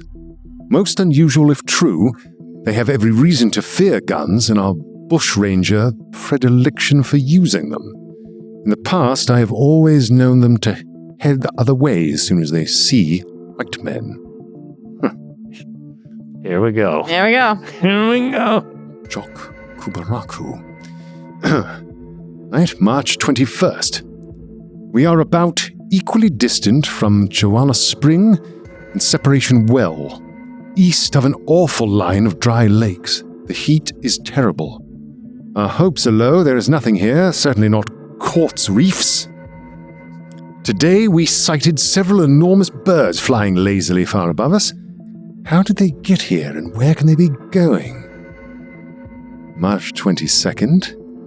At noon today we found Jock, partly buried in a gully. His body was scoured and covered with hundreds of small punctures, as though someone had sandblasted him. We buried him, of course. I shall miss his counsel. Puncture. Puncture. Seems like something you're familiar with. Can you just back up? Oh, sorry. Breathing all over me. Thank you. I smell the Thank you over my lemonade shoulder. on your breath. All right. March 23rd. 22 degrees, 314 south by 125.039 east. Great sandy desert. Have discovered what appears to be remnants of an ancient city rising from the shifting sands. My gosh. I believe I have secured several good photographs of this amazing find, though the heat has ruined all but 6 of my photographic plates. By the pitting of the stone, the blocks and pillars appear to be more than 10,000 years old. Incredible. There's it. Well, there's Just listening to your friend, right? I know he's reading it out loud and very loud. for everyone in this room to hear. Yes, for everyone. Would you rather I retire to the other room? Just thought I'd, again, maybe I could be of help. 10,000 years, Great Sandy Desert. This is wild stuff. Yes, please retire. We'll come get you momentarily. Yeah, I'd rather. This is the British Please, finish. government stuff. All right. 10,000 years old. 10,000. 10,000. Depth of time, I suppose. March 24th, 4 camels killed in the attack last night. I saw at least 2 men, and more must have been skulking out there. I'm sure I hit one. That ends this trip. We'll have to head back to... these Australian names. Kudgery? Concudgery? Concudgery, yeah. Concudgery. Just south of Port Edward. You're not in the room. Yeah, I'm just trying to... Again, I said I could Folks be said it. He's overhearing us in Did the you say hallway. Concudgery? Serves me right for reading out loud. South of Port Hedland, he says. Yes. I'm here. Well, we'll have to head back there and report this incident. More than men were out there last night. I saw shapes much bigger than men during the attack. My evidence is the body of old Sam the camel. Punctured and scraped is the best way I can describe the remains, just like poor Jack. Since the attack lasted only a couple of minutes, it's hard for me to believe that anything human could have done so much damage so quickly. But then, what was it? And finally, May 15th. May 15th. Quite a 6 weeks. gulf of time there. May 15th. Have told Robert Mackenzie about the city. Together we aim to return and undertake a full survey. When he saw the photographic plates, he was flabbergasted, now as keen as mustard to work with me to realize the discovery. Robert Mackenzie, is that a name we've heard before? It is, in conjunction with this. Yes. Yeah, you know him to be the executor of McWhirr's estate. Now, we're joking a little bit, but did you actually ask David to leave the room, or do you want to... I don't trust this. I would say yes Okay. for the at least during... I didn't know there were camels in Australia. I suppose they've been brought here as Yes, they brought pack them beasts. over. Yes. And Good for desert travel. It is really perhaps the only way to travel the incredibly dry deserts in Central Australia. Yes. 10,000 years. This predates the Egyptians. Yes. But then think of what we've already seen, Dr. Walsh, those carvings on the interior of that volcanic cone. Depth of time. That must suggest. Really? Well, here we have it. It all seems to line up. We have the coordinates of the city. We have evidence of the monstrous protection that we've been rather aware of. The cult is reawakened. It is active. The puncture wounds mentioned. Apologies. What year was this again? 21. 1921. And what happened to McWhirr? McWhirr? McWhirr died, yes? Yes, but you don't know how or why, under what circumstances. And the executor of his estate is this Mackenzie fellow so he's still alive. You don't know. He's our next lead. Well, I think But you know Kyle's had a connection with... I might straight up just... Unless somebody throws a hand. Everything all right in there? Yes, come back in. I made some cucumbers. Right before he comes, he's like, don't let him see the coordinates. Okay, dodge. Made some cucumber sandwiches. Oh, you're too kind, old man. Eat them. Everyone's always pushing fucking cucumber sandwiches on us all the time. Yep. It's not cucumbers, they're like... Just pickles. Do you know the We social... call them pickles. Forgive me, do you happen to know, old man, the social set of which Mr. Cowles was a part? In particular, a Robert... Mackenzie. Mackenzie. Mackenzie? Robert Of Mackenzie. course I know Robert Mackenzie. He's an old friend of mine. Yeah, Anthony as well. We work in the same circles. He's a mining engineer. Is he in Sydney currently? I know, he lives in Port Hedland.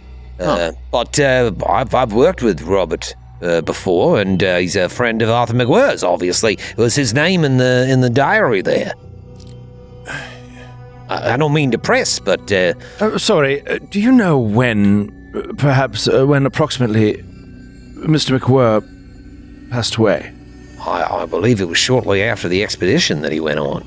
That's why... So in 1921? 1921, that's right. Shortly thereafter. On the expedition itself, perhaps? I don't believe so. I believe he came back and gave these plates that Anthony was so fond of to Mackenzie, and then this diary as well that now Anthony's had in his study the entire time. You said Mackenzie's a friend of yours.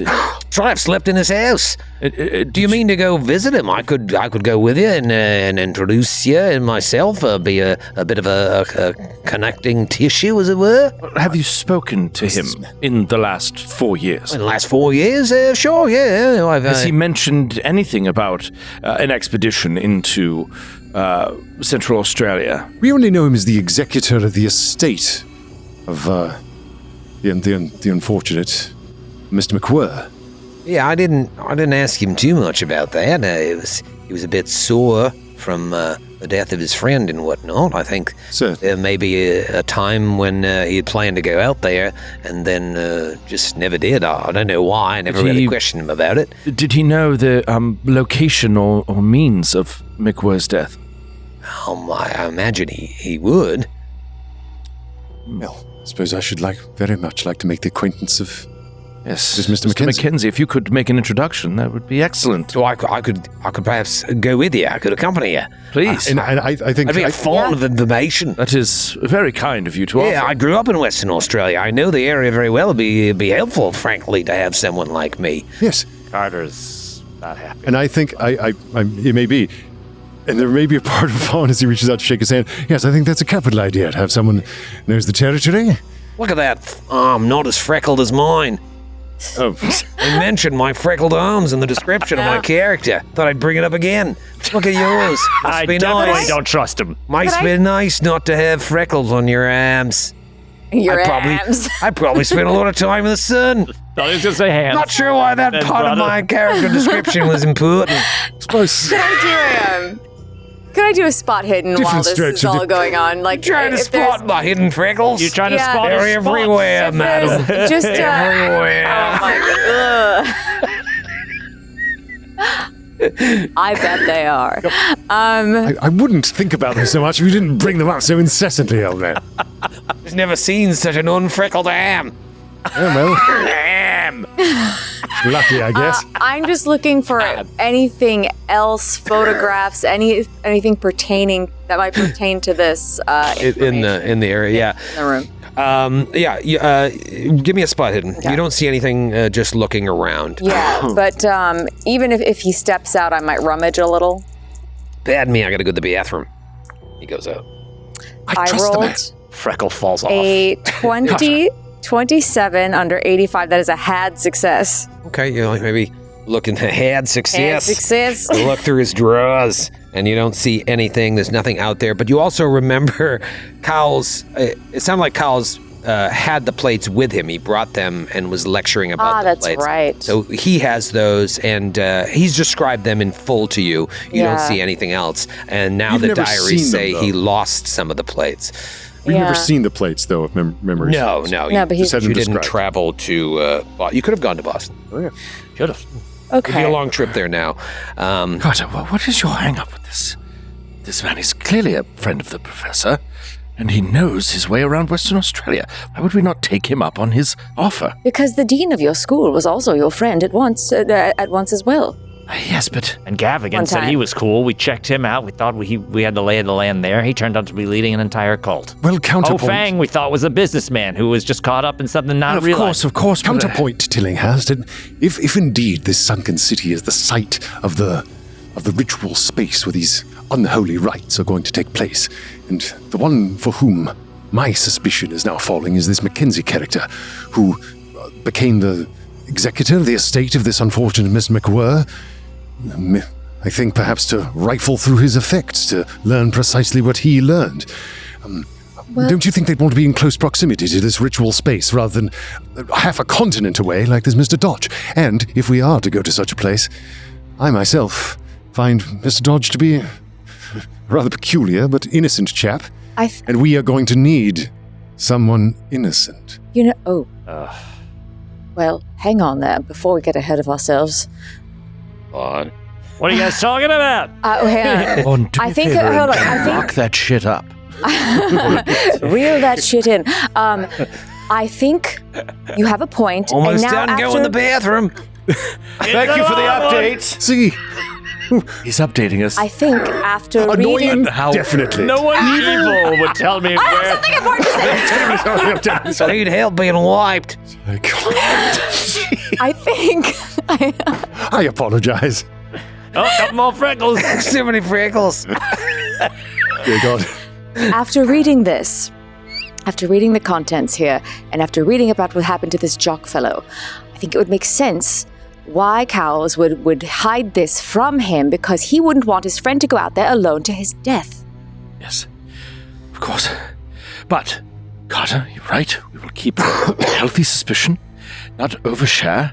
But look, I don't know much about the continent of Australia, but in my research, when I thought about coming here, I definitely was rather intimidated by the wildness of the place. Sure, we're going to especially need the somebody central who knows locations. the land. Exactly. But We need someone who knows not just someone we can hire. the natural creatures are of this place, the climate, the storms, the weather, the deserts where they start and end, how to travel through them. I think there's some value here. Not to mention an academic well-schooled in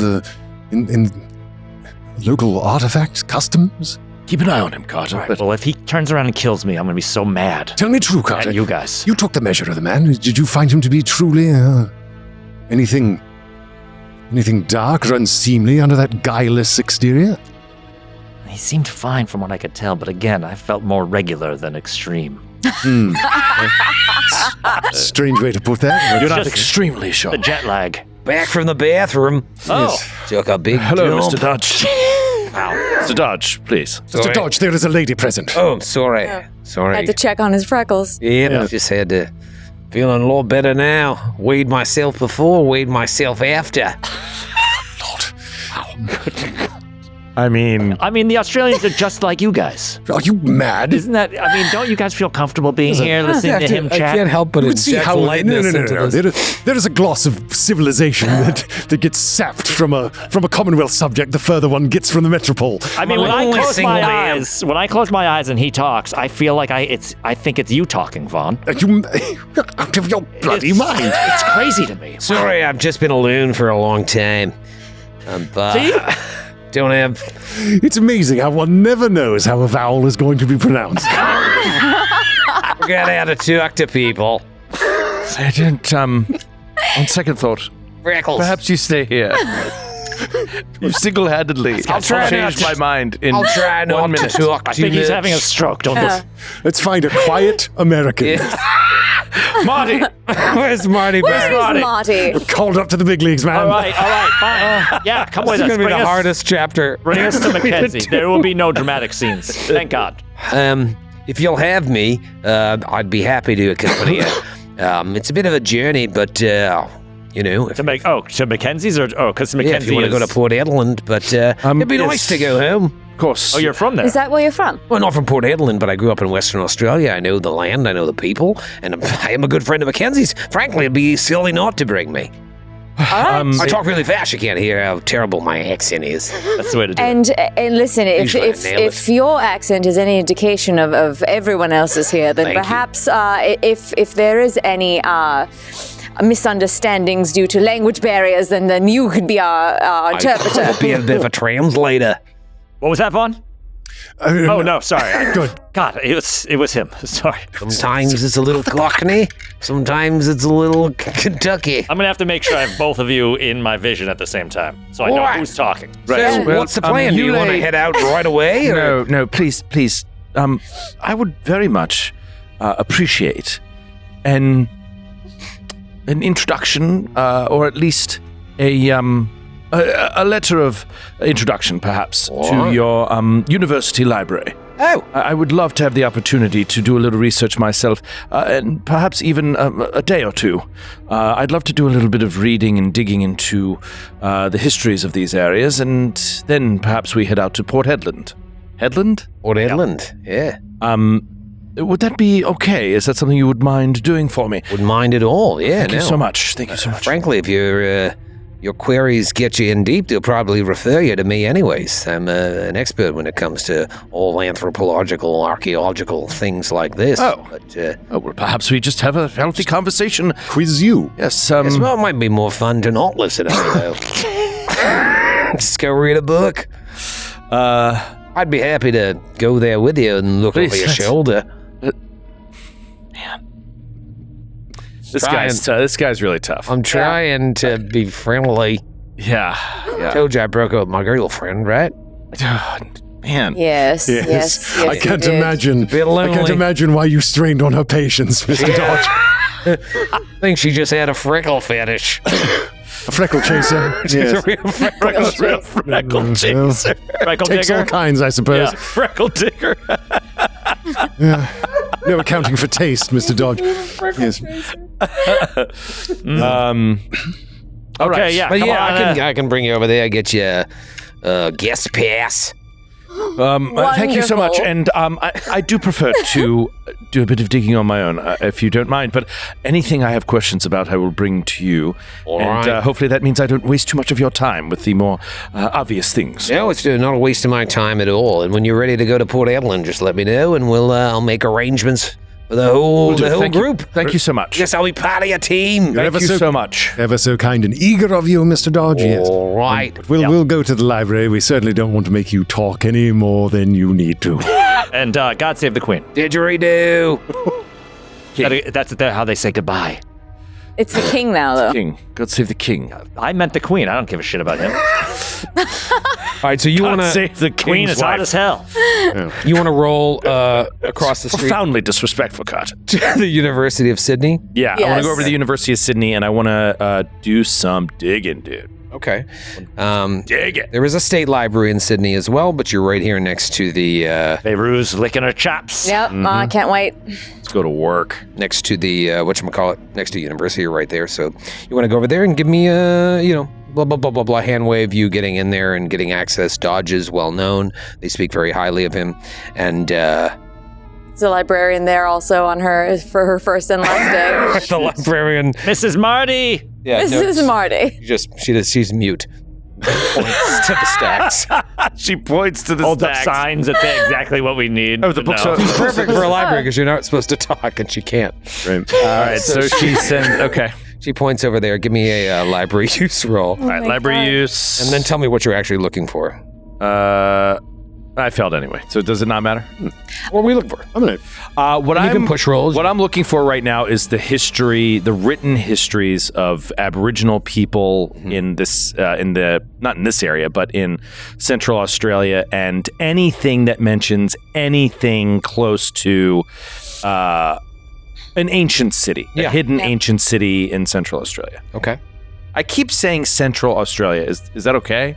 Like, is that what it is, or is it more Western? Kind of more northern. Is it really close like to north- Port Hedland, or is it like Northwestern Australia. Northwestern Yeah, Australia? that's where Carter, it's- can Carter Okay. look at a map and look at these coordinates? That's a good idea. Great, great call. Oh yeah. Yeah. Yeah, absolutely you can. Yeah. It's Fairuz would like to look for books on folklore, mythology, any anything that would, I don't think there would be anything occult here because it's a university, but if there is, but anything that we could gain, if there's any historical accounts of ritual practices. All right. You failed your library use. You want to look for that specifically, Yes. and I've got a regular success on my library use, and if you're covering folklore, you're looking at maps. I just general history, I guess. Like what to, especially. I think the thing that really struck Vaughn about all that is like the idea of these buildings, like these colossal stones, these, dare I say, cyclopean stones. Please do. that are out there in the desert, and the impossible age of them. Yeah. So what is the history of this region? okay. Here's what I'll say. So we'll start with you. And it kind of piggybacks on your what you were looking for as well. You do find some excerpts from old diaries of some of the early explorers to the area. Okay, and they describe legends and songs about a city beneath the great sandy desert of Western Australia, and they believed it was a city built by gods who were vanquished by the wind. It corroborates everything that you heard in Cowell's description. And looking at the coordinates on a map, you see... Do I have to roll for that? No, you can just get a map and atlas, and between the 4 you can figure, or 5 of you if Dodge It says it's helps. in Nepal. It's That can't be right. Those God, let me take a coordinates look. are smack dab in the middle of the Great Sandy Desert, which is this area, kind of east of Port Hedland in northwestern Australia, where it's just vast desert. You see there's like something on the map called the Canning Stock Route, but you don't know what that is. It seems kind of close to where this stock route is, like an old cattle trail, but you don't. That's the only sort of thing you see around there. And then you wanted to look into folklore, mythology. If there's anything else on this father of all bats, because we've seen it once, but is there other things? Is that did you still want a library use for that? Yes. I rolled a 44 under, what is my life? 59. Good, regular. 44 under 59. Okay. You find this like collection of Aboriginal artwork. And one image in particular stands out. It's a petroglyph of a dying man. And his body is all like bloated and black. And in the skies above him, there seems to be this, at first it looks just like the clouds, like dark clouds, but they're almost in the shape of like some sort of creature with bat-like wings. And surrounding the body of this blackened, bloating man are figures holding jagged-looking clubs. And the note under it says it represents a ritual sacrifice of a cult of bat worshippers. Yes. Look at this. Who would be near Beirut at this Me. moment? Okay. That makes sense because you're all into occult stuff. Yep. Look at this, Marion. Look at this pictograph. There's a commonality. It's as we've been told, there are these cults that differ in the names of their deities, but there are some similarities too.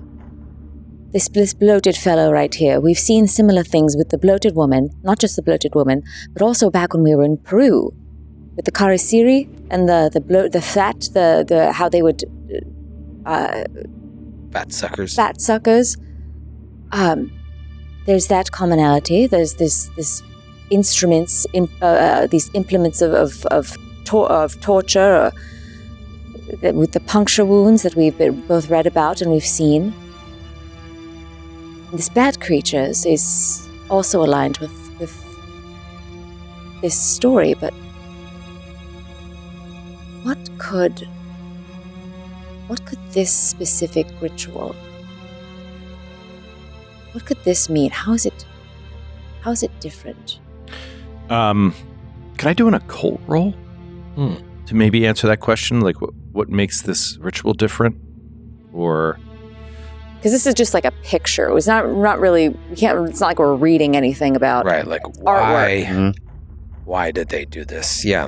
What was it about the bat? Its wings. yeah, what was it about the bat? Why a bat?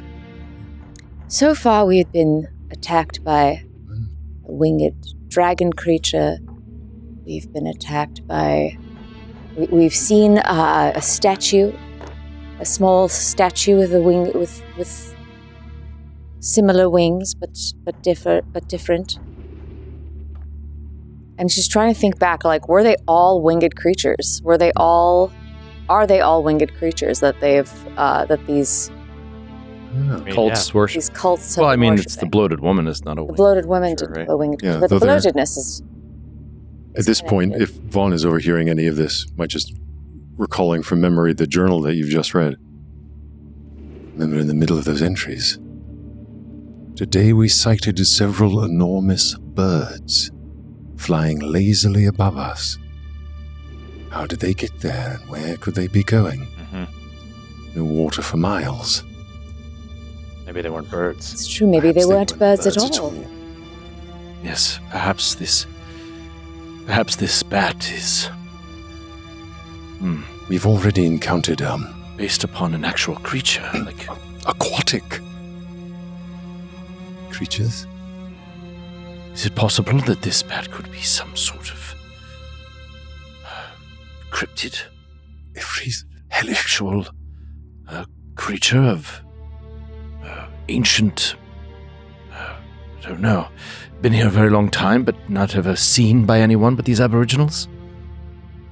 Not necessarily a creature of the cult, but the cult turned them into it. I don't know. Seems mad.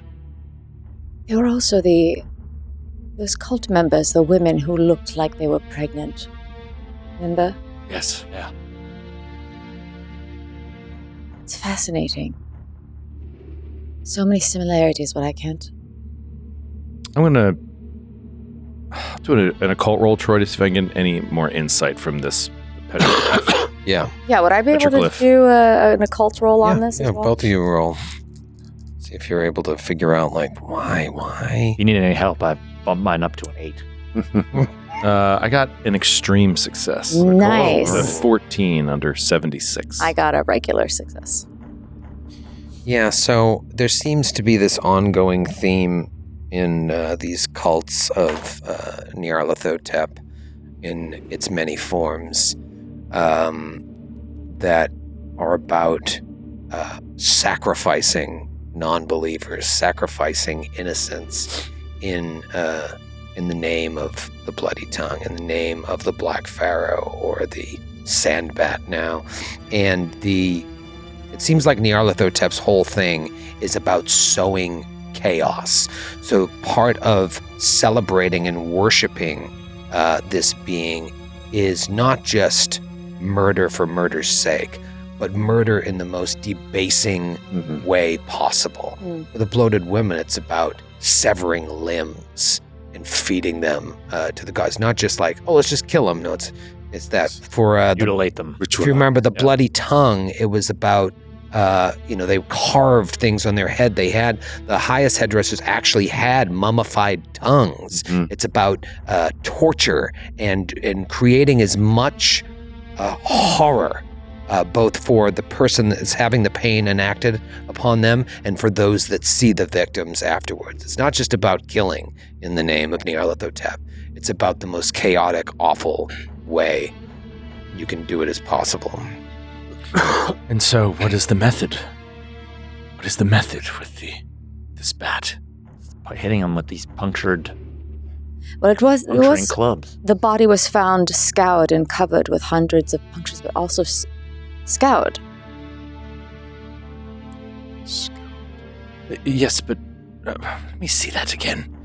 And looking back at those notes from the diary. At noon today, we found Jock partly buried in a gully. His body was scoured and covered with hundreds of small punctures as though someone had sandblasted him. You know what I'm also going to do while you're looking? 4 camels killed. And yeah, I saw shapes much bigger than men during the attack, and punctured and scraped is the best way I can describe. I think that they're attacked by giant bats. I think it's possible that there are these like giant bat creatures, and they're scraping and biting to kill 4 camels in a minute or two, right? Like, that's beyond humans with clubs that have little teeth on them, right? This seems like... And that tends to be with a sacrifice. So this doesn't seem like it was part of a sacrifice. It just seems like they were attacked. Keeping away interlopers. I mean, what's research here as well, which you got back in New York via the phone call, but here it is just so you have it again. Okay. That'll be under America handouts, but now you can see it talks about those plates of McWhirr and talks about the myth and the rainbow snake and the wind and the giant gods and everything a little bit more. But it also talks about a club with bat teeth embedded in it that they would use as part of their rituals. And this is ancient times. I mean, they were seeing both men, humans, and something and things larger than humans. So there's no reason to believe that they're not together. It'd be both.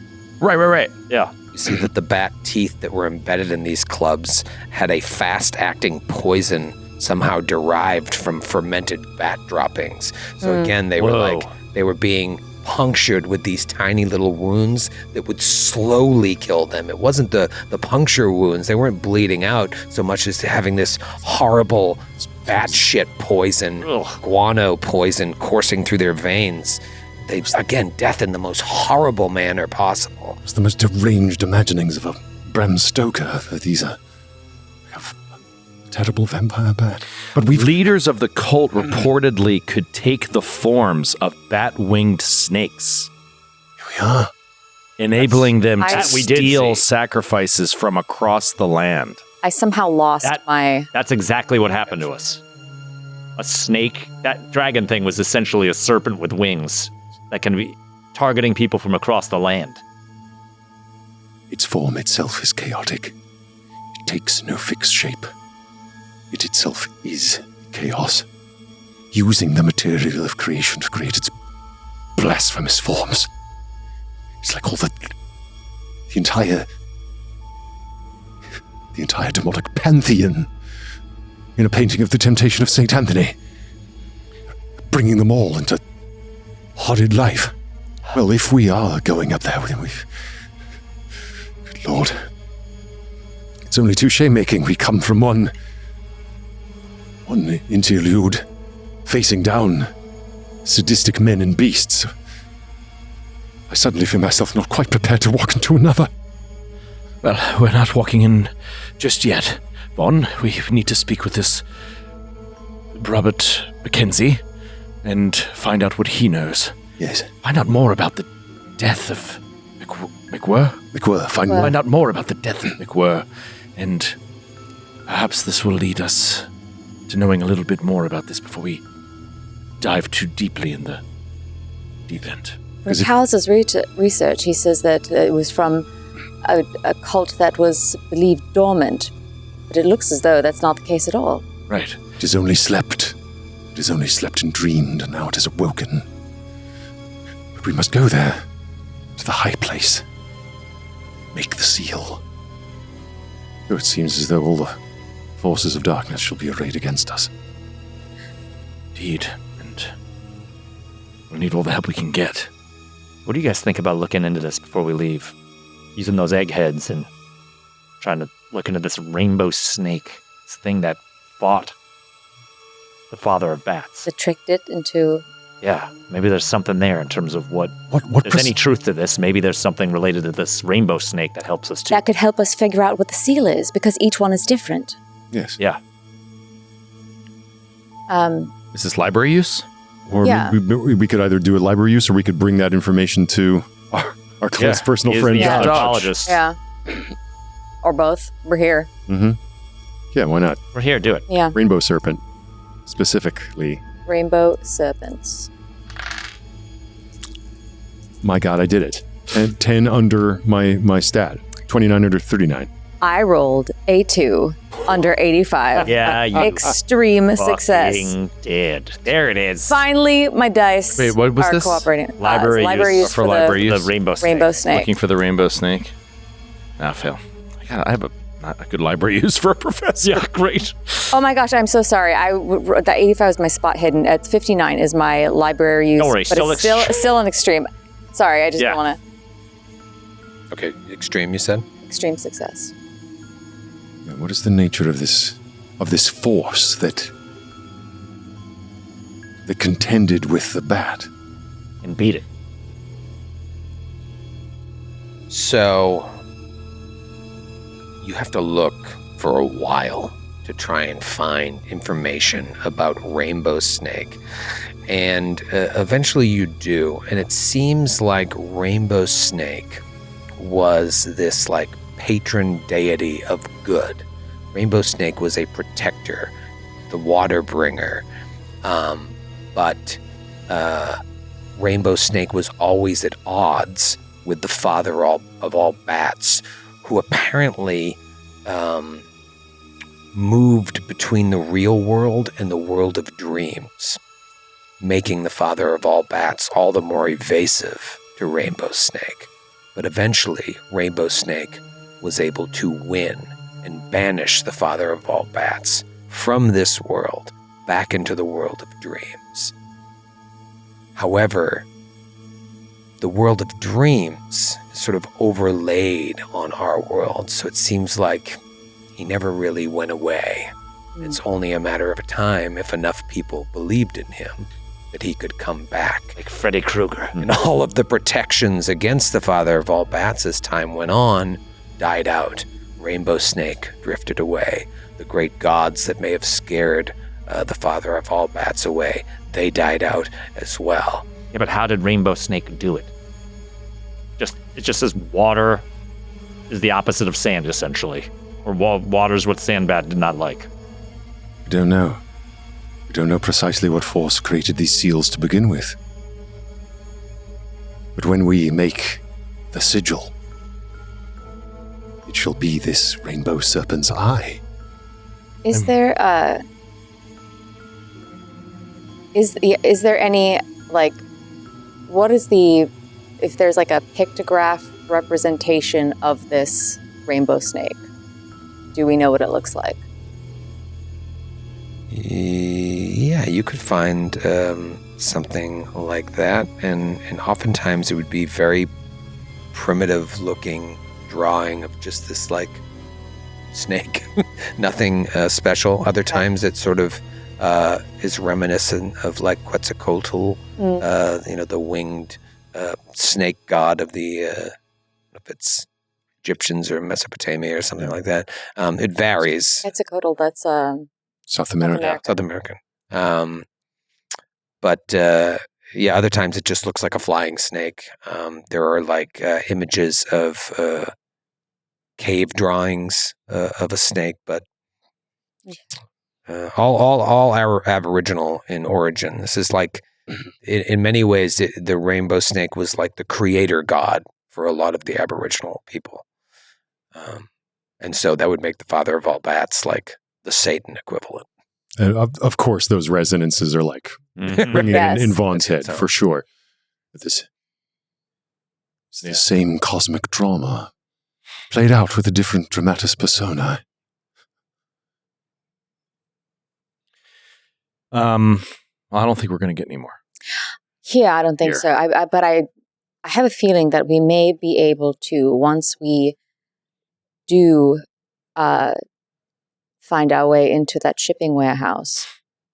I have a feel these cultists must still be operating, no doubt. Maybe we could find some more information on any of their activities or their whereabouts or anything like that in that warehouse, because somehow, if Houston is still here, like these ledgers have shown us that is according to the dates, then perhaps even if he's involved or if there might be more information there. Yes. All right. Yeah, sounds good to me. Port Headland. All right, so you meet up with David Dodge. He's like, I packed my suitcase. I'm ready to go to Port Headland with you. He's a good man. All right, let's shove off. Check out of the hotel. Yeah. Check out of the hotel. Get back on another ship. Wait, are we getting on a boat? Talk to everybody on the way out. Yeah, this is a boat trip. Get on a boat, and you leave Sydney and head towards Port Headland to meet Robert Mackenzie. Oh, man. That's going to be an interesting interview. Mm-hmm. And we'll see you next week. Yeah. I look forward to that interview. So I don't know why. I'm like super into this. This dude died. Nobody knows how. One step away from Arthur McGuire. Yeah. So cool. Marty McKenzie. Yeah. And a guy who was like into the city and ready for an expedition. Like, let's go. Let's talk to this guy. God.